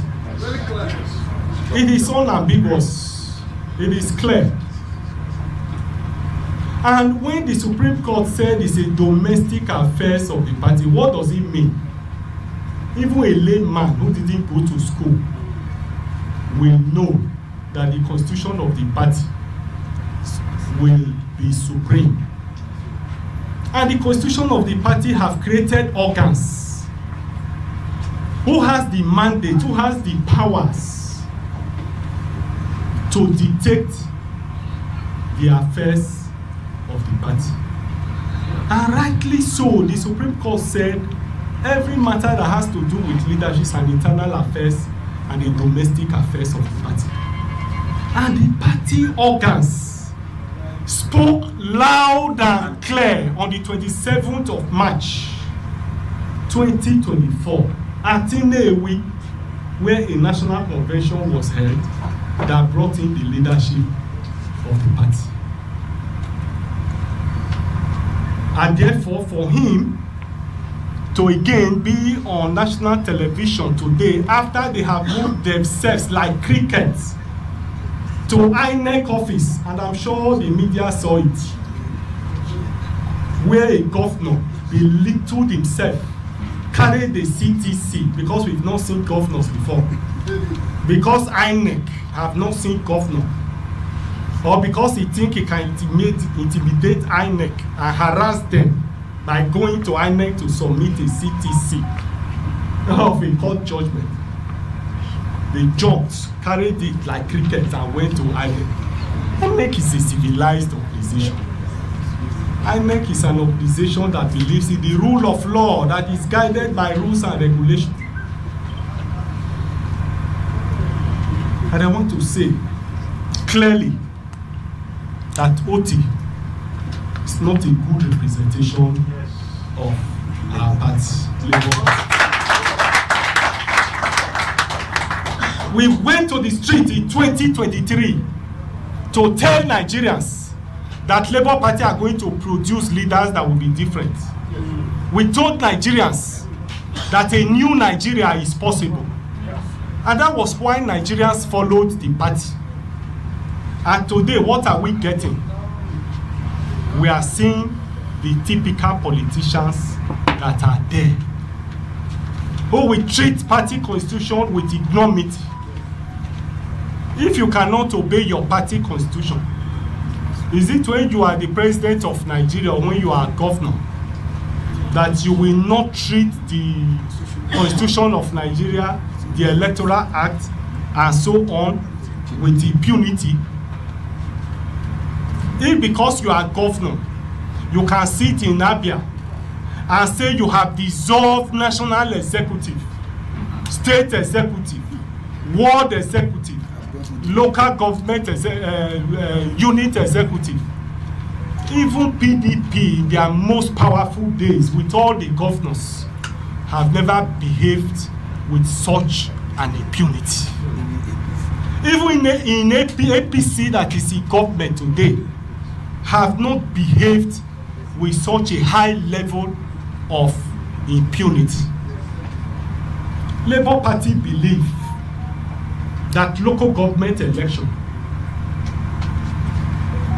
should bring development to the people, should bring government to the people, should bring growth and development for the people. And Labour Party believes in it solely, that the purpose why we have on that development is the country. is because our local governments are not allowed to work. And that was one of the reasons we campaigned vigorously that Labour Party was going to behave differently. Today, the only governor we have conducted a local government election that is worse than those that are conducted by APC and PDP. It is unfortunate. Alex Oti ought to be a unifier, being the only governor. Because we expect that as the only governor, even if we had quarrels in the party, we expect that he should be the unifier.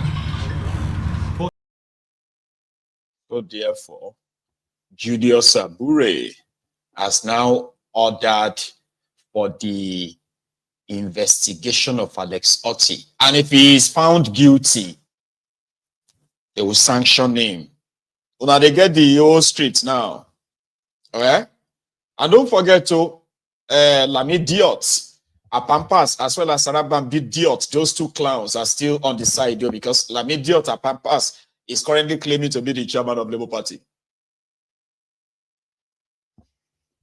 Anyway, I'll leave you to that. So while leaving Abure and his group, so we saw Tifnubu pass, like everyone else. We just sat down and started counting cars in Kasina.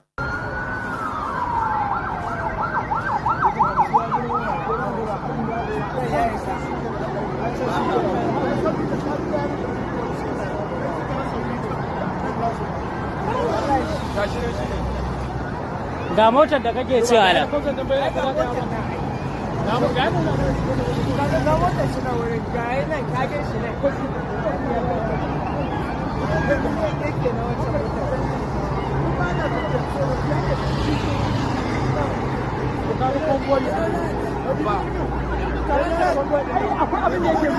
Kai dai bari an gaya ma kana gaya mutane ba haka ba. To ka je da kwalta ke an sago.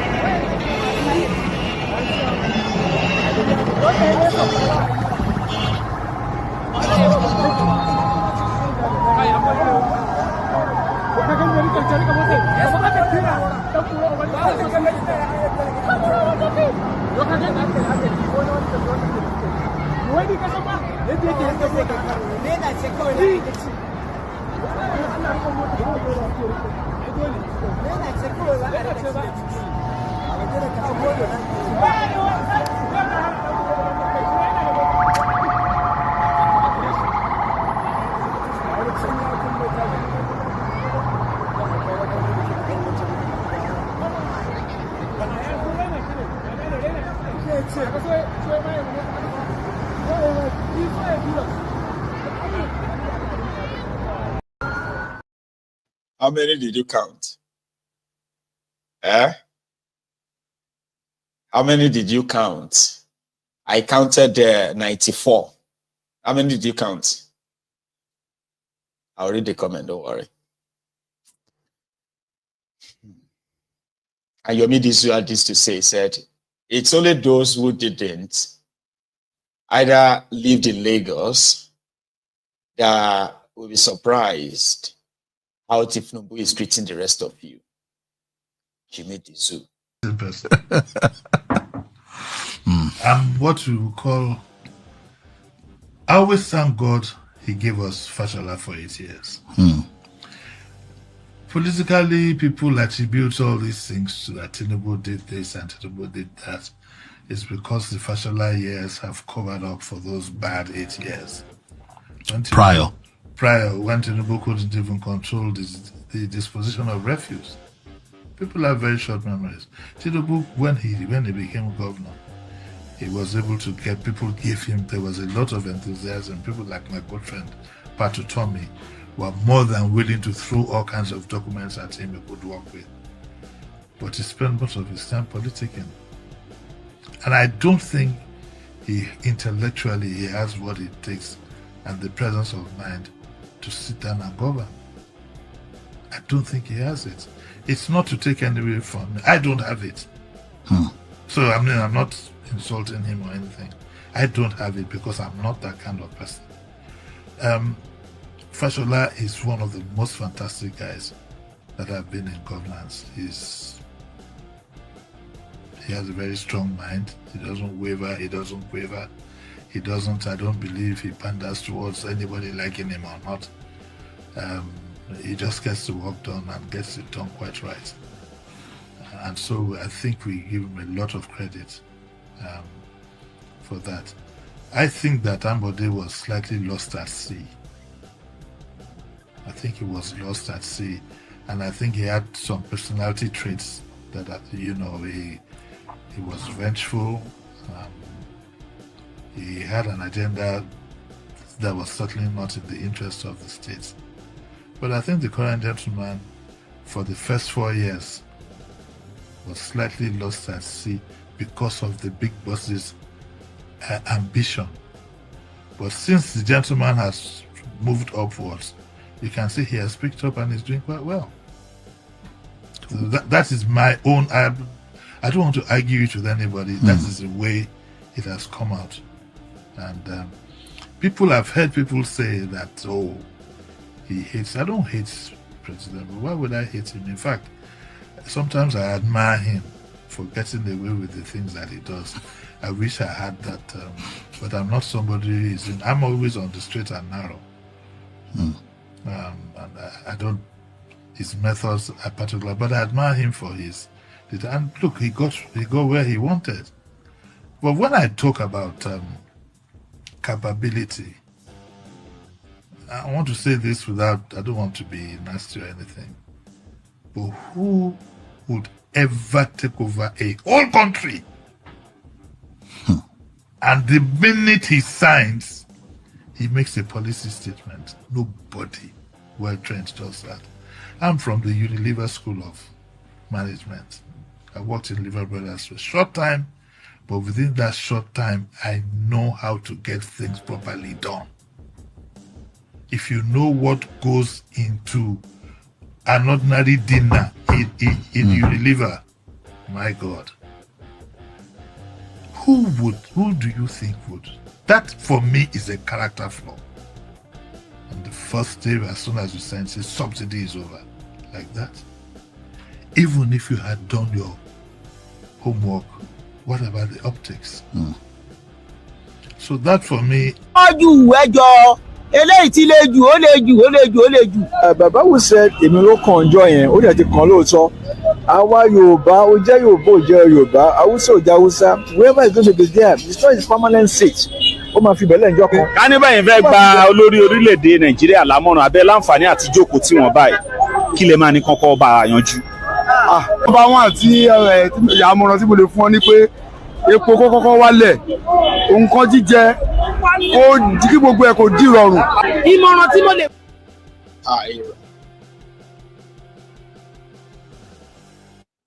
Sorry about that. So that was the Jimmy Dizu talking about this guy, and this was what Ifnobu told them in Casino. He enjoyed himself. He gave him good meal, and he thanked them for it. I've enjoyed a meal and the company of great people of Castina. The only thing I miss is my predecessor in office, Muhammadu Buhari.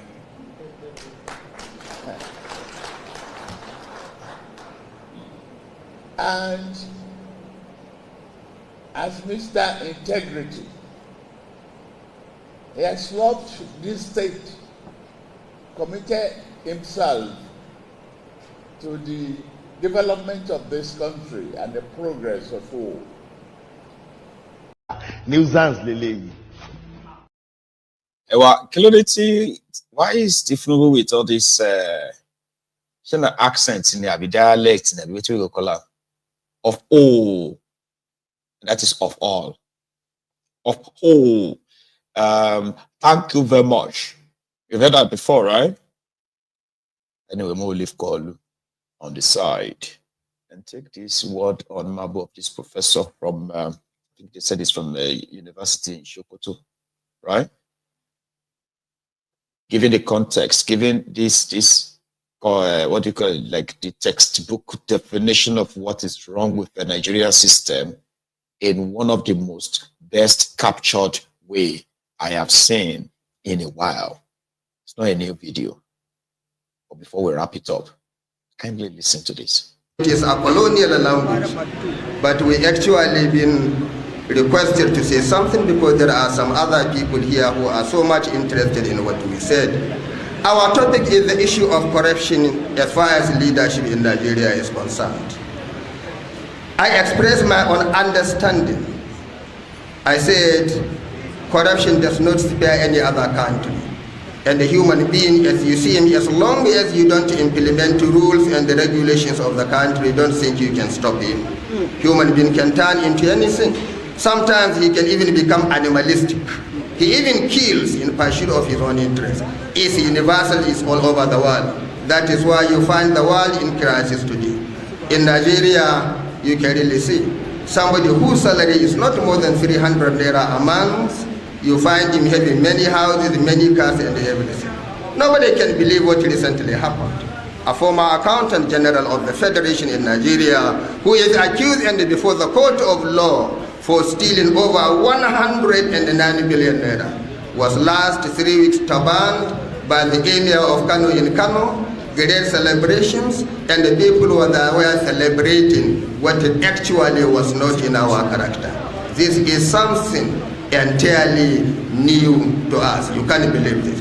People claim that Nigeria has no money. Nigeria has money, but Nigeria has mismanagement. The leaders are not sensitive. National Assembly is not sensitive at all. And not only that. If care is not taken, future elections will be very, very difficult to be conducted in Nigeria.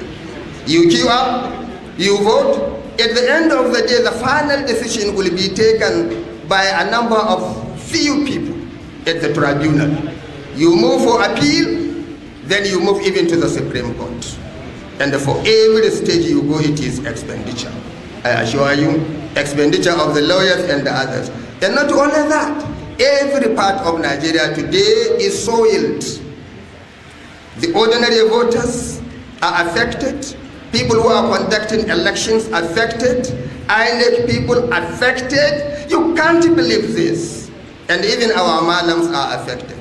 As long as we don't use our laws, we don't take care, we don't punish those who are offenders, then only God knows where Nigeria is moving to.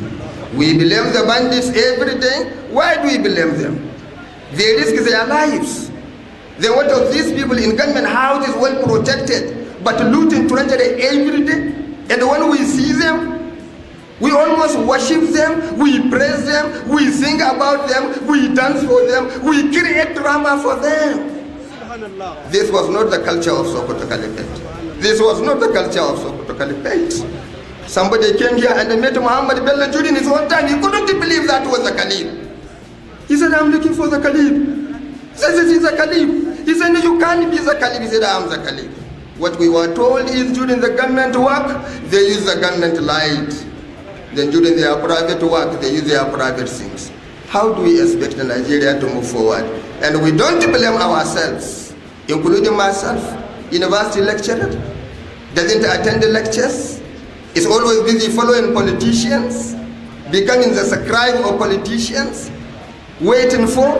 No, hand out. Something is really wrong. We have to think. I can't believe this. How can somebody justify to me and tell me that 500 cows being moved, nobody will trace their steps, no dust, and they disappear? And you tell me former director, NSO another, former director, NSA another, former NSA another, director of military intelligence, former another. Yet something is wrong. I'm highly disappointed of Nigerian government because the Nigerian government were highly disappointed in them due to foreseen circumstances. Definitely, I'm one of those people approving people should die in coronavirus is more better than people should die in hungers. Hunger kills more than coronavirus because some people are less privileged. Due to for simple nonsense that I said it, some people are less privileged, which they are based on daily pay, which are not even based on salaries. But our government thinks that the lockdown is the best solution to coronavirus, and proving it to an extent and to the levels of alacrity that if someone die in coronavirus, it's more efficient to die in hunger, because some people will be at indoor. God bless you, Jerry Prof. Our own street prof. That himself also captured it well. So you heard that Foster professor, university lecturer, who gave a precise sort of like capture or summary of what is wrong with that contraption, including the people. He didn't kind of remove himself, or he said, including myself. You know? But that is where we are going to draw the... That's what we're going to draw the curtains at this evening. So glad. See, somebody said, how many cars did you count be in Tifnubu's convoy earlier? I intend to go back to everyone's comments, right? Sansi Mills said he counted 101. Gabriel Omo Kola said Omokwa said he counted 90. Gaba Life counted 94. Emmanuel J, you counted 96. No Structure counted 94, and on like that. Sure, you get. But you know that out of all of those vehicles you saw in that convoy, there is not a single CNG vehicle in that convoy. Not a single one. Remember CNG, the one they told you that it's cheaper. Everybody is now converting to it. There is not a single CNG vehicle in or among that over 90 cars or vehicles that you counted, just for the record. I'm going to take calls this evening, but it's not going to be like a full time. I don't know, I'm having a running nose, and I feel like it's really not really that good, that we have not really had the feedback, calling and all that. So I'll leave that there for another 40 minutes, but I'll take a short break, okay? Libabs, thank you so much for those cups of coffee that you just bought me to. Bless you. Ọdún bá wo olúgbọ́ kó jíire bó wá rẹ̀ sà kó má jíire nísàárẹ̀. Tákàrà ògùn bá ti jíire àbùṣebùṣe. Àwọn ti lẹ́tà kẹ́ni. God bless you, sir. So thank you so much. I'm going to take a short break and I'll be back in a minute or two. We'll take calls. The number to call is right there on your screen. Look at it. It is a WhatsApp call only. Okay? So don't go anywhere if you have something to add. And if you don't, of course, you can still sit back and enjoy other people's contribution, okay? I'll be back in a minute, if the line works.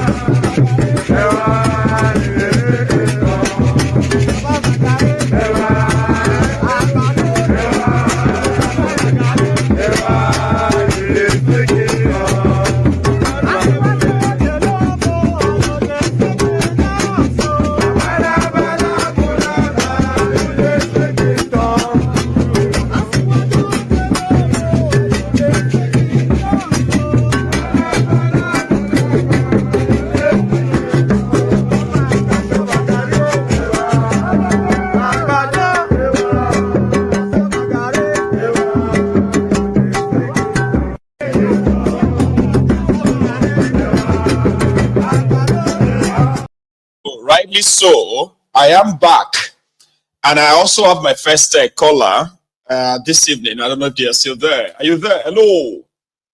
Hello, Maiyegun. Good evening. Hello, sir. How you doing, Oba? I'm fine. How is you and how is your family? I'm very well, trying to be. Thanks for asking, though. Nice broadcast. Thank you. It's a long evening, isn't it? Yeah. For me, we had the two days holidays, so Thursday and Friday. So plus Saturday and tomorrow is Sunday. Right. So for me, like 4 days in a stretch off. Yeah. So it was nice. That's why I'm still awake. This time tomorrow, which is going to be the end of the break. That will be you getting ready to go back to work, and it's going to be so. Don't let me ruin it for you, though. Enjoy it while it's lasts. I'm not complaining. I'm enjoying the thing. Enjoy it, exactly. Anyway, go on. Yes, it was a very nice broadcast. To start with, the woman that was talking about Natasha, giving her money to the other way. No, is what you said is 100% right. I noticed the thing. These are kind of women that such women. Yeah. Those are the women that most of these churches they also use enablers. Right. So I don't think the woman is in her right mind. Me too. So I mean, it's not hard though. Even though they say it's wrong to diagnose people by just looking at them. No, some of us have lived long enough. No, she looks satanic. If her facial distance, look at her very well. She's supposedly, I think she's living in USA, right? She's in the US, so. But she doesn't even look like somebody staying. I think the woman has a problem. I thought it's just me. She did put up a lot of makeups though. She has younger pictures. Like when she was younger, she had those pictures online, and somehow it seems that she's been pushing most of that. Or going live yesterday with that face. I believe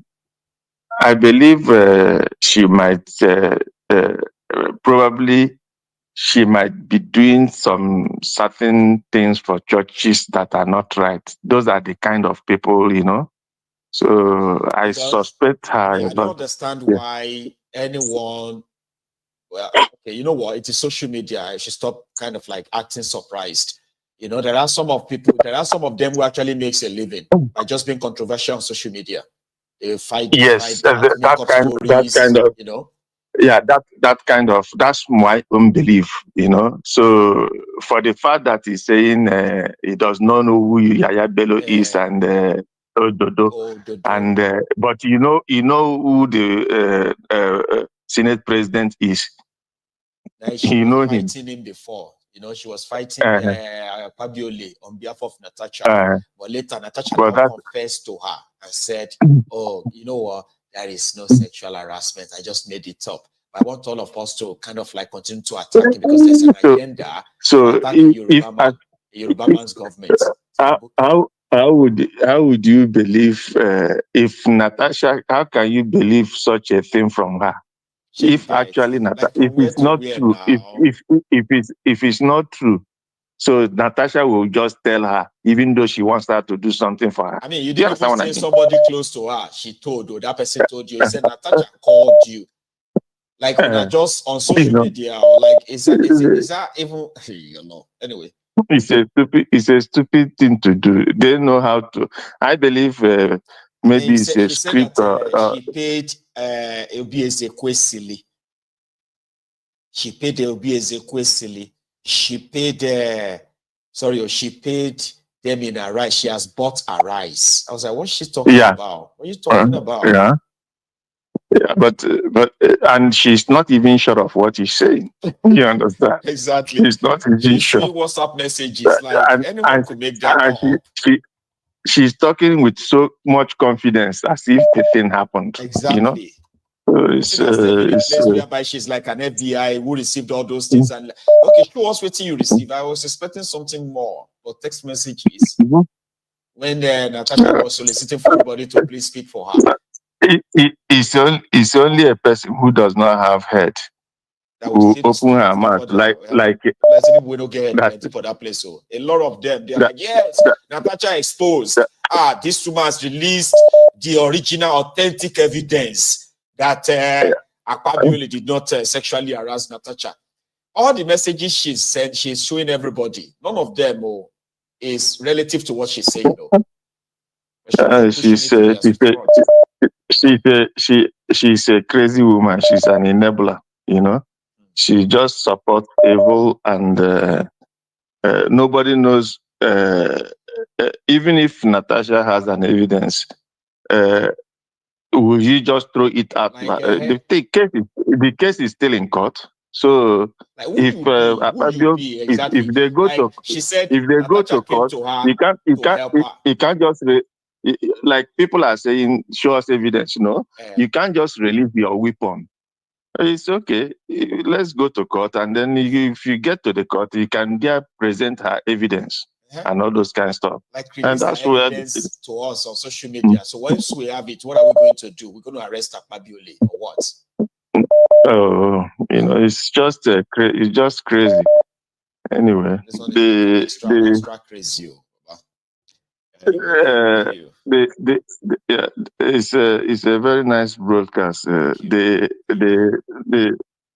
take more grease to your elbows. Yes, thank you so much for the support as well. Okay. Take care and God bless you. Good night. You too. Here is another call.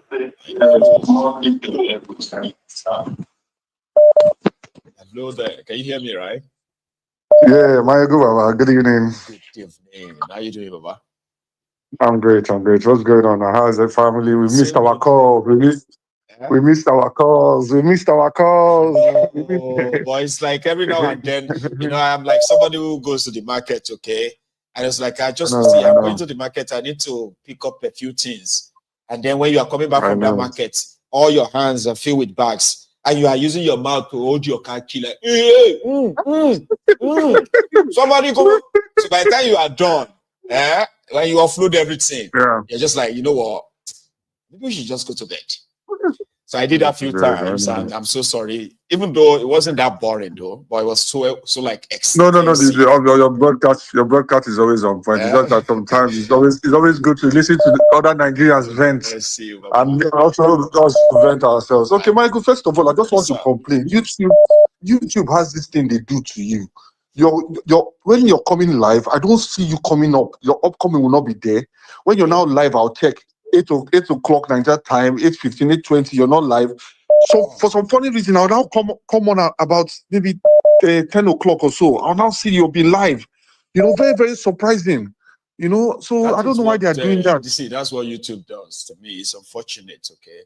But I've tried everything. I've told people to, for example, unclick that notification, right? And then re-click it again to set it back on. I've asked people to. I'll go to my TV. I'll go to your channel, and you will not see it at all. No live, nothing. Where's Maiyegun? I'll now come. First of all, I'll just check again. I'll now see you've been live, and I know worst case scenario. If you're late, you can't be later than 10 minutes, 15 minutes. 15, I'll now see that 1 hour later you're live. You're walking. I'm like, what have they been hiding? These people, you should not underestimate these people. These our people. They get us and they do their thing. I mean, I'm not going to completely ignore that. I've been shadow banned a few times.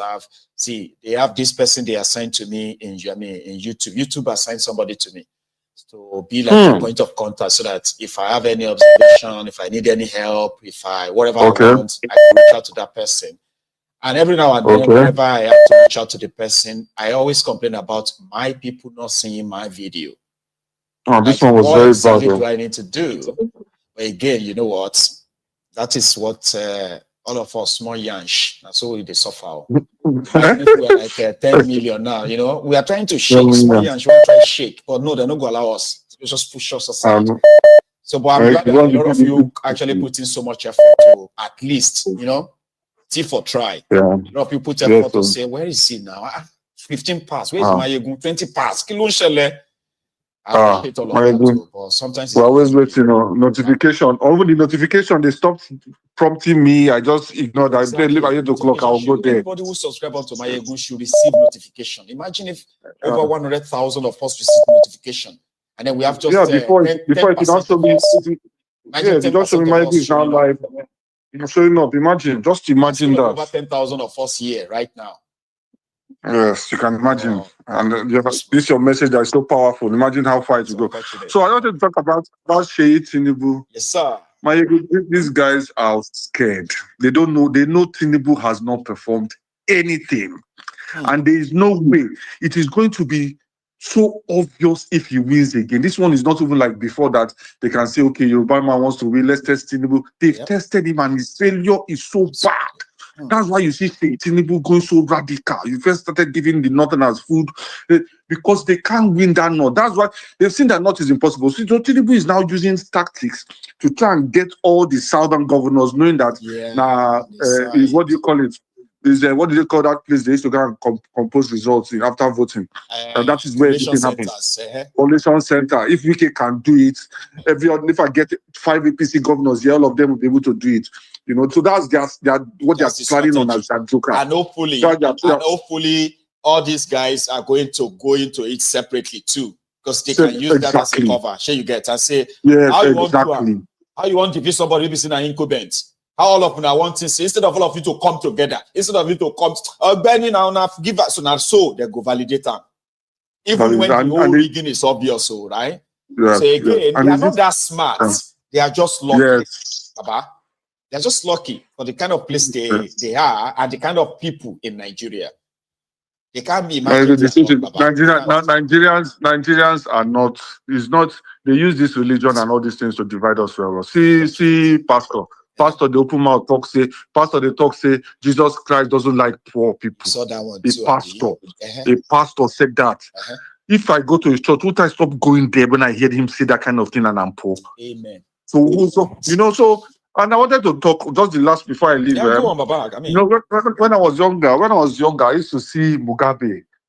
Mugabe, Seseko, I'll just see them, those old age men. Yeah. All those old age men, I'll be laughing at their country, say, how can people who have this kind of person as their president? Now, it's going to be reality for 2025 that Nigeria, ex-giant of Africa, now that kind of person. Nigerians get this mouth, right?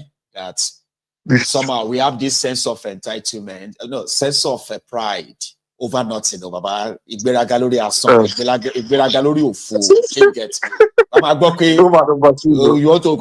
to compare us with those African countries, all those ones, all those will be like village. But that one be like village for Oshobo.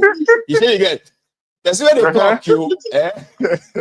It's from a place that is generally believed to be a shito, right? But as somebody from Nigeria, that thing is inside him that makes him feel like superior to the other Africans.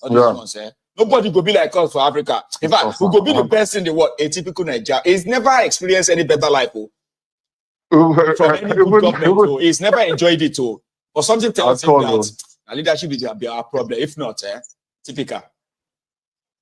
Oh God, my old man, Baba in Cameroon. Obiya. Tinubu not too far from those ones. Tinubu not too far. This appointment he went to in Castina, please, everybody try to call, I'm sorry. This appointment he went to in Castina, they go don't give him steroids. They would have pumped steroids, dress him looking. The man is sick. The man is sick.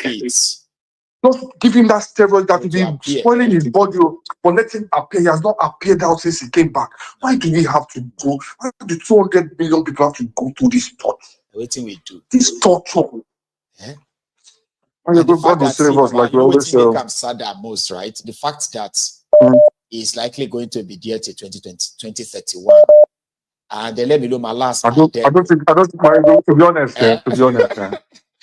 I don't think Nigerians will be able to take it. Some are saying that. Some are saying that they don't think, no matter how stupid or how cowardly, as whatever name you want to call them in Nigeria, right?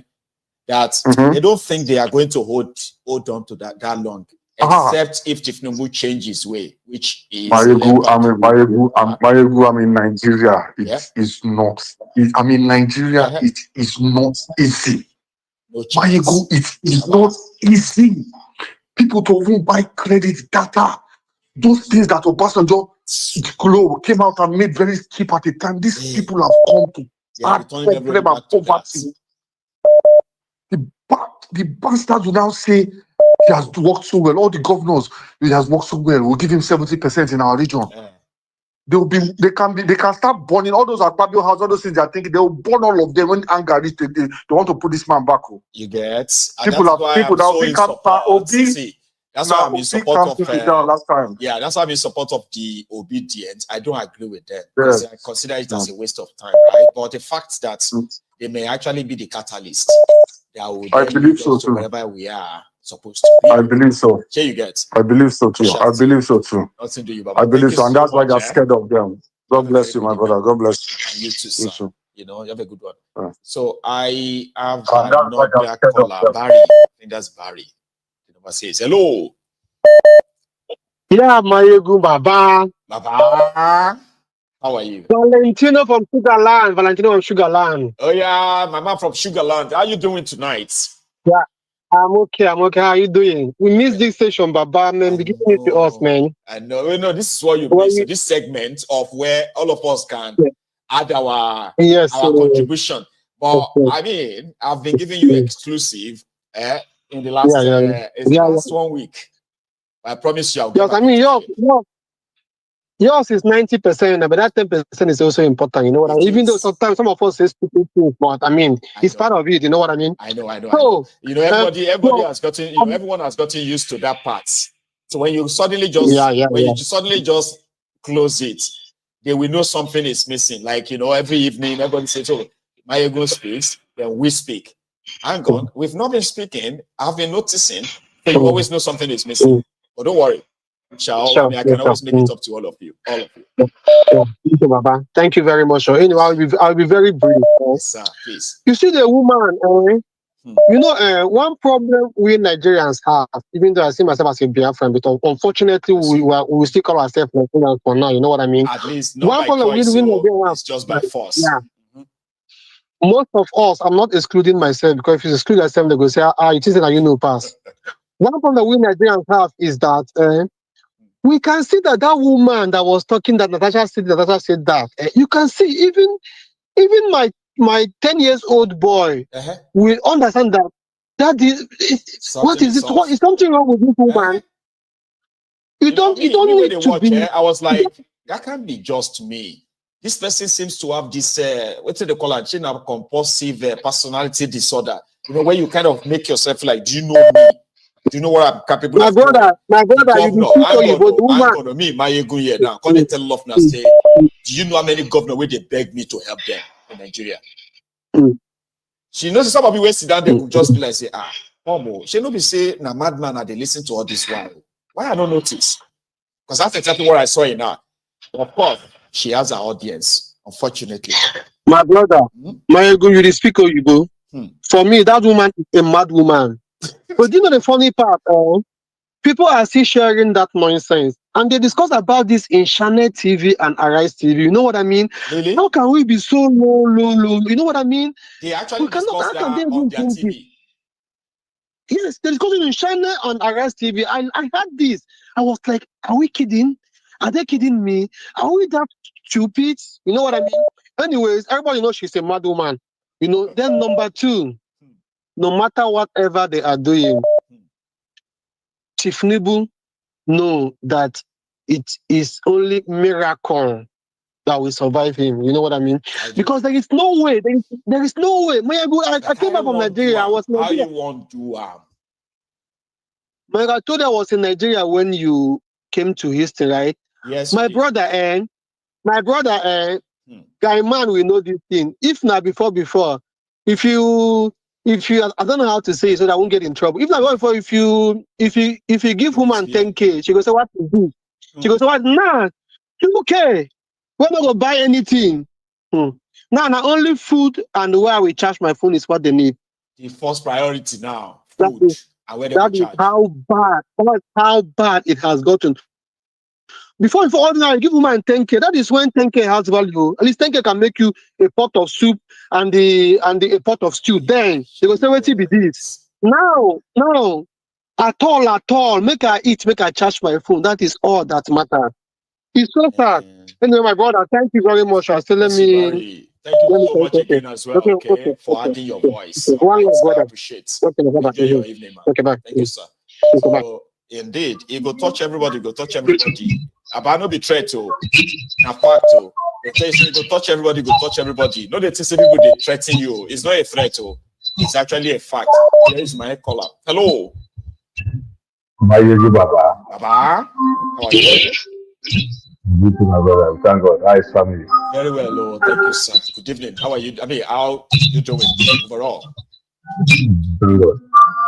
You know, every day we listen, wait until the end of the program, at least for us to contribute.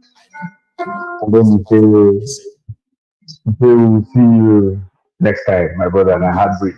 I'm sorry. You know, that's why I was like, okay, you know something, right? The first time, everybody could be like, okay, maybe he's tired.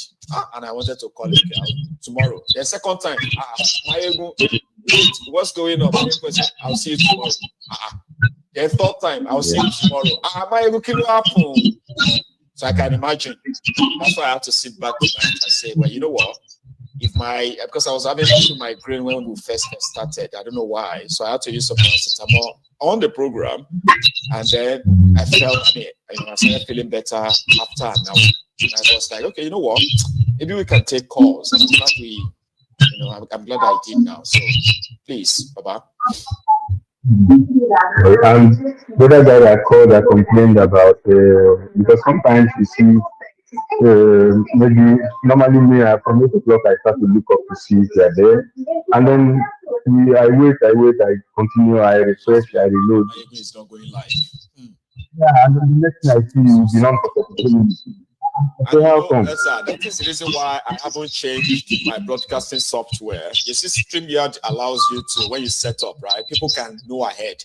And I'm always like setting up an hour before the 8 p.m. Like I'm usually set up like 7 p.m. latest, half 7. Yes. Here you get. So it's just for people to know that, oh, Maiyegun will be going live or upcoming. Oh man, I don't know what to do again, but I'll keep pushing until this will become a thing of the past. So nobody will miss it. Yeah, I want to contribute about this Natasha issue. Yes. Because if you look, let me tell you one secret, what I have found out. That woman has her views. And the Senate president knows. But the problem is that he doesn't know the extent to what she has. You understand? That's why they are doing everything to malign her and all these things. But she has proof. But she don't want to bring it out now. She has proof. I can assure you that. You know, there is one interview she said, I have my proof. I will bring my proof when we arrive when we get to the court. So I believe she has. And if you look at this woman, this Sandra, whatever you call her, that would be completely fake.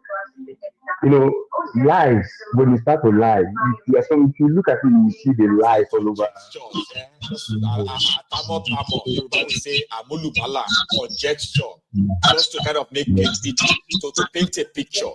You don't have to prove any evidence. Just make it up enough that if it sounds good to you, it must sound good to everybody else. Yeah. And you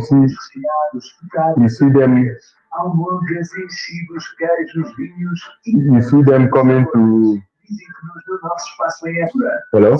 Yeah, I'm with you. You may need to leave the room if you are close to the program, because I can hear myself.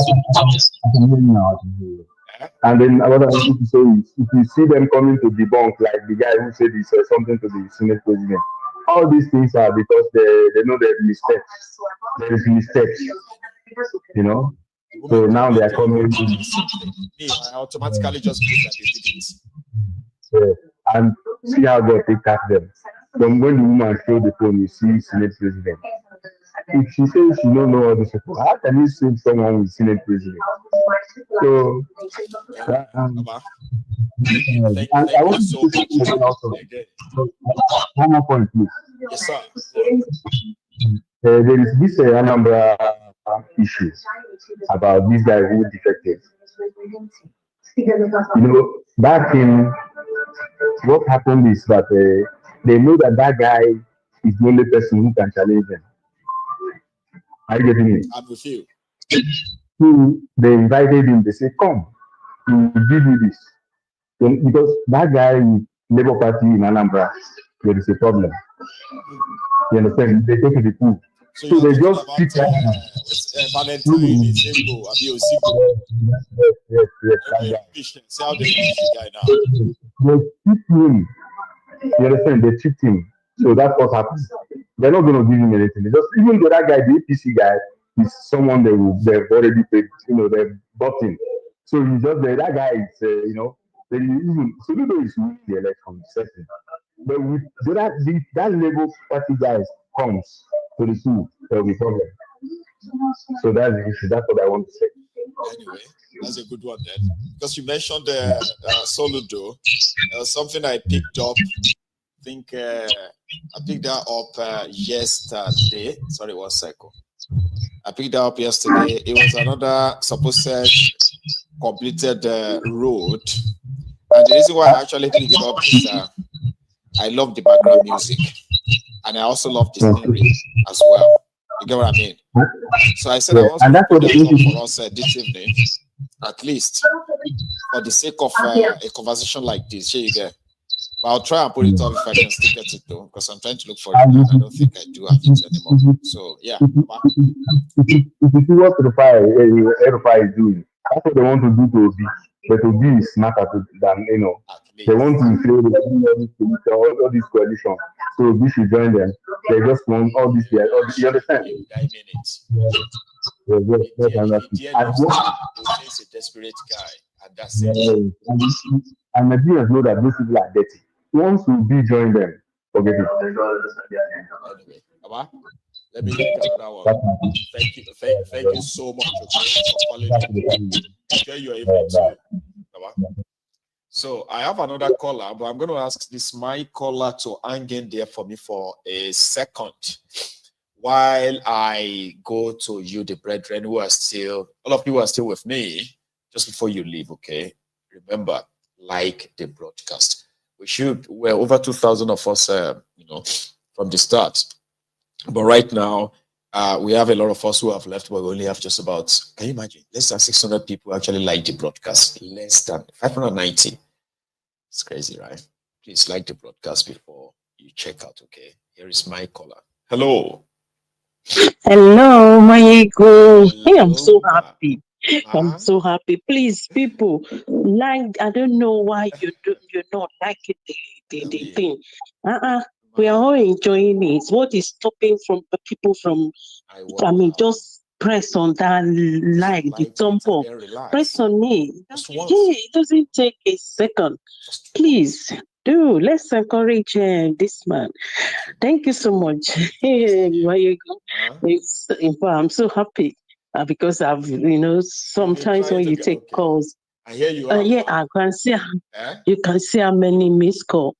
No, I'm here. It's all right. Thank you so much. Thanks for the work. Thanks for everything. I'm Timatila, though. I know you'll be saying it. So yeah, I'm Timatila. Say that again. Timatila, right?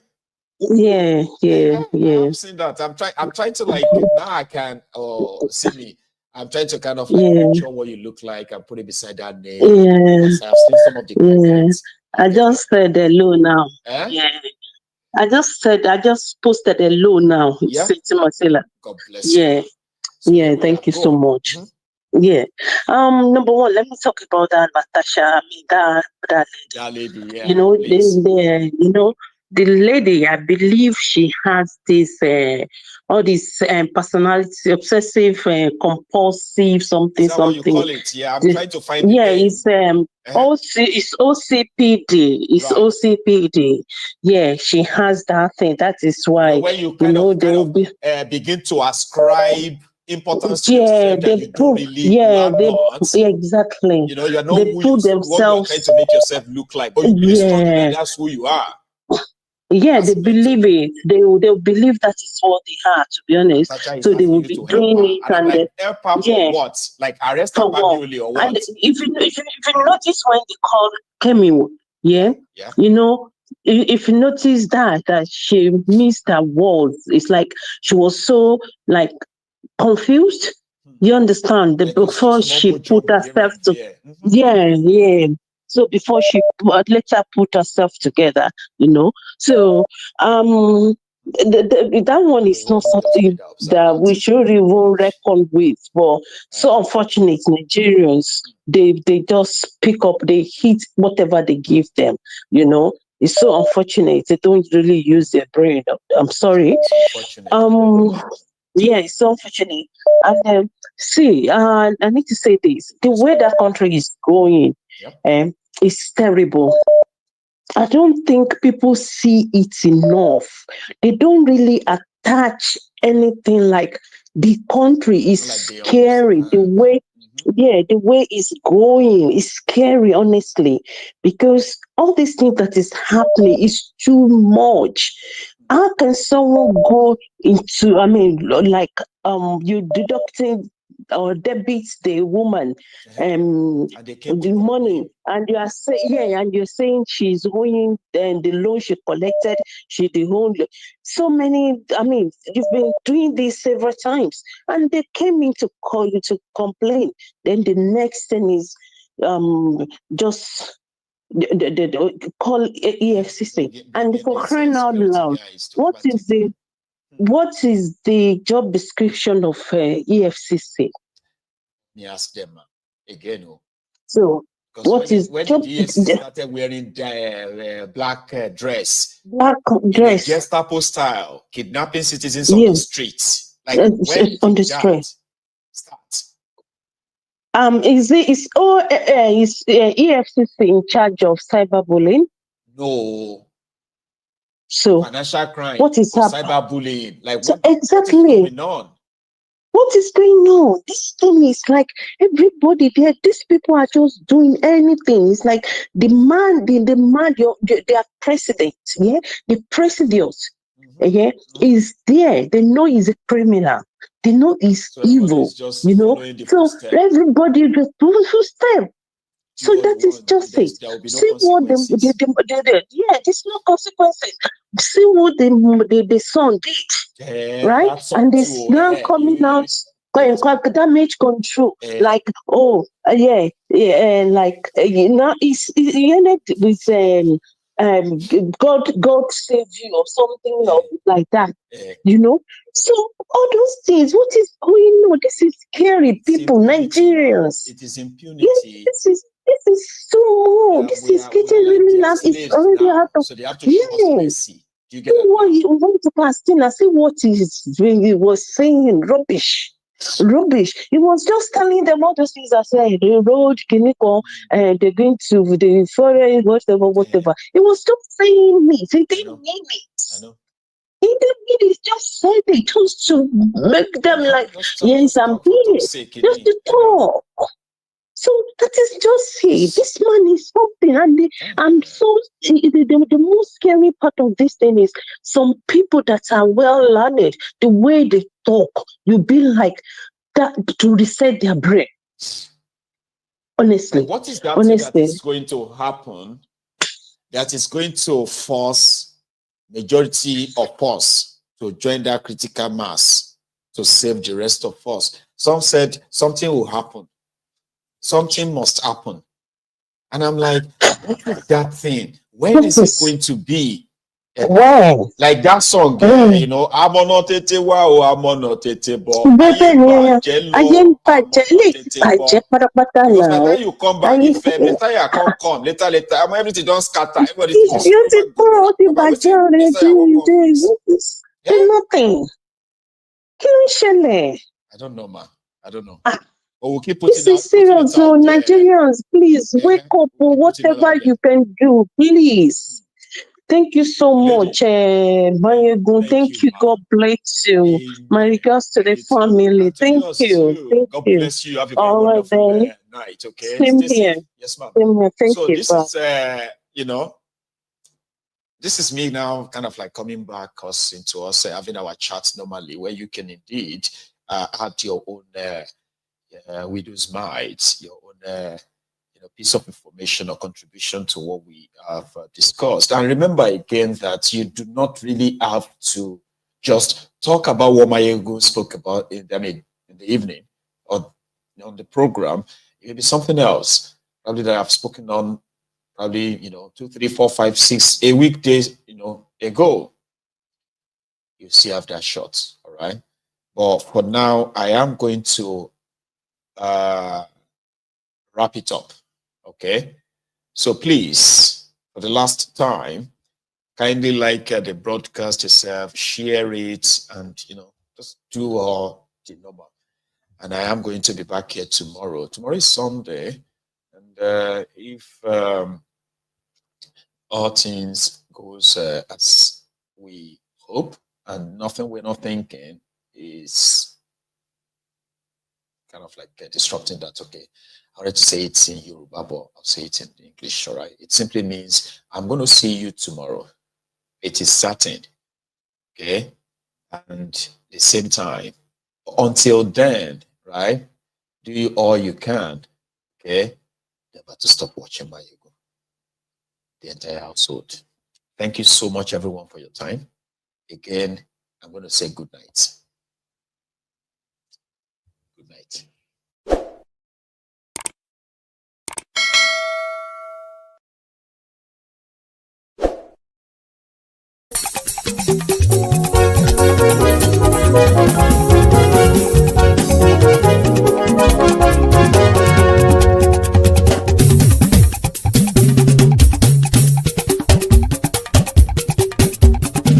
Maiyegun làwọn mọ̀ làmọ̀ tó dòdòdò. Maiyegun dáyàrí Maiyegun nọ́mbà wá. Maiyegun làwọn mọ̀ làmọ̀ tó dòdòdò. Maiyegun dáyàrí Maiyegun nọ́mbà wá. Maiyegun ti dé o ọ̀rẹ́ ara yìí. Maiyegun dáyàrí Maiyegun nọ́mbà wá. Lórí Facebook, lórí YouTube. Maiyegun dáyàrí Maiyegun nọ́mbà wá.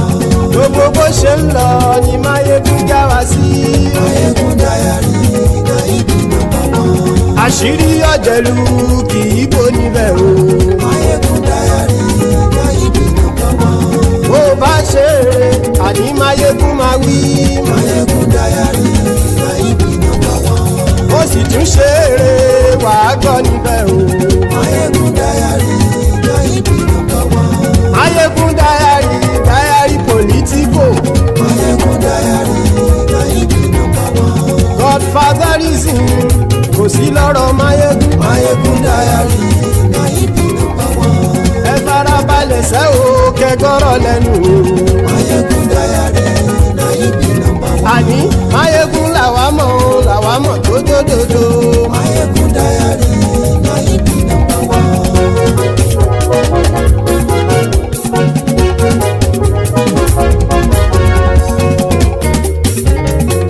Àní ẹ̀sùn ràkì. Maiyegun ti dé. Maiyegun ti dé. Ọ̀jẹ̀lú ẹ̀sùn ràkì. Maiyegun ti dé. Àní ẹ̀sùn ràkì. Maiyegun ti dé. Lórí Facebook. Maiyegun ti dé. Àní ẹ̀sùn ràkì. Maiyegun ti dé. Lórí YouTube. Maiyegun ti dé. Àní ẹ̀sùn ràkì. Maiyegun ti dé. Bọ́ bàbá gbé wúrẹ́. Maiyegun máa wí. Àní ẹ̀sùn ràkì. Maiyegun ti dé. Ijó ìgbádìyẹ. Maiyegun máa wí. Àní ẹ̀sùn ràkì. Maiyegun ti dé. Pẹ̀sìdó bá rúfin o. Maiyegun máa wí. Àní ẹ̀sùn ràkì. Maiyegun ti dé. Kí gómìnà kówó jẹ. Maiyegun máa wí. Àní ẹ̀sùn ràkì. Maiyegun ti dé. Ọlọ́pàá ti ń darí bá. Maiyegun máa wí. Àní ẹ̀sùn ràkì. Maiyegun ti dé. Aṣòfin tí ń rúfin o. Maiyegun máa wí. Àní ẹ̀sùn ràkì. Maiyegun ti dé. Gbogbo olóṣèlú àní ẹ̀sùn rà ọ̀jẹ̀lú ẹ̀sùn rà kì àní ẹ̀sùn rà kì.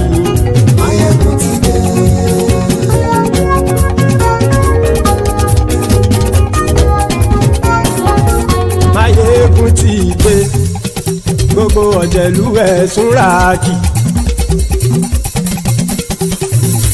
Maiyegun ti dé gbogbo ọ̀jẹ̀lú ẹ̀sùn rà kì.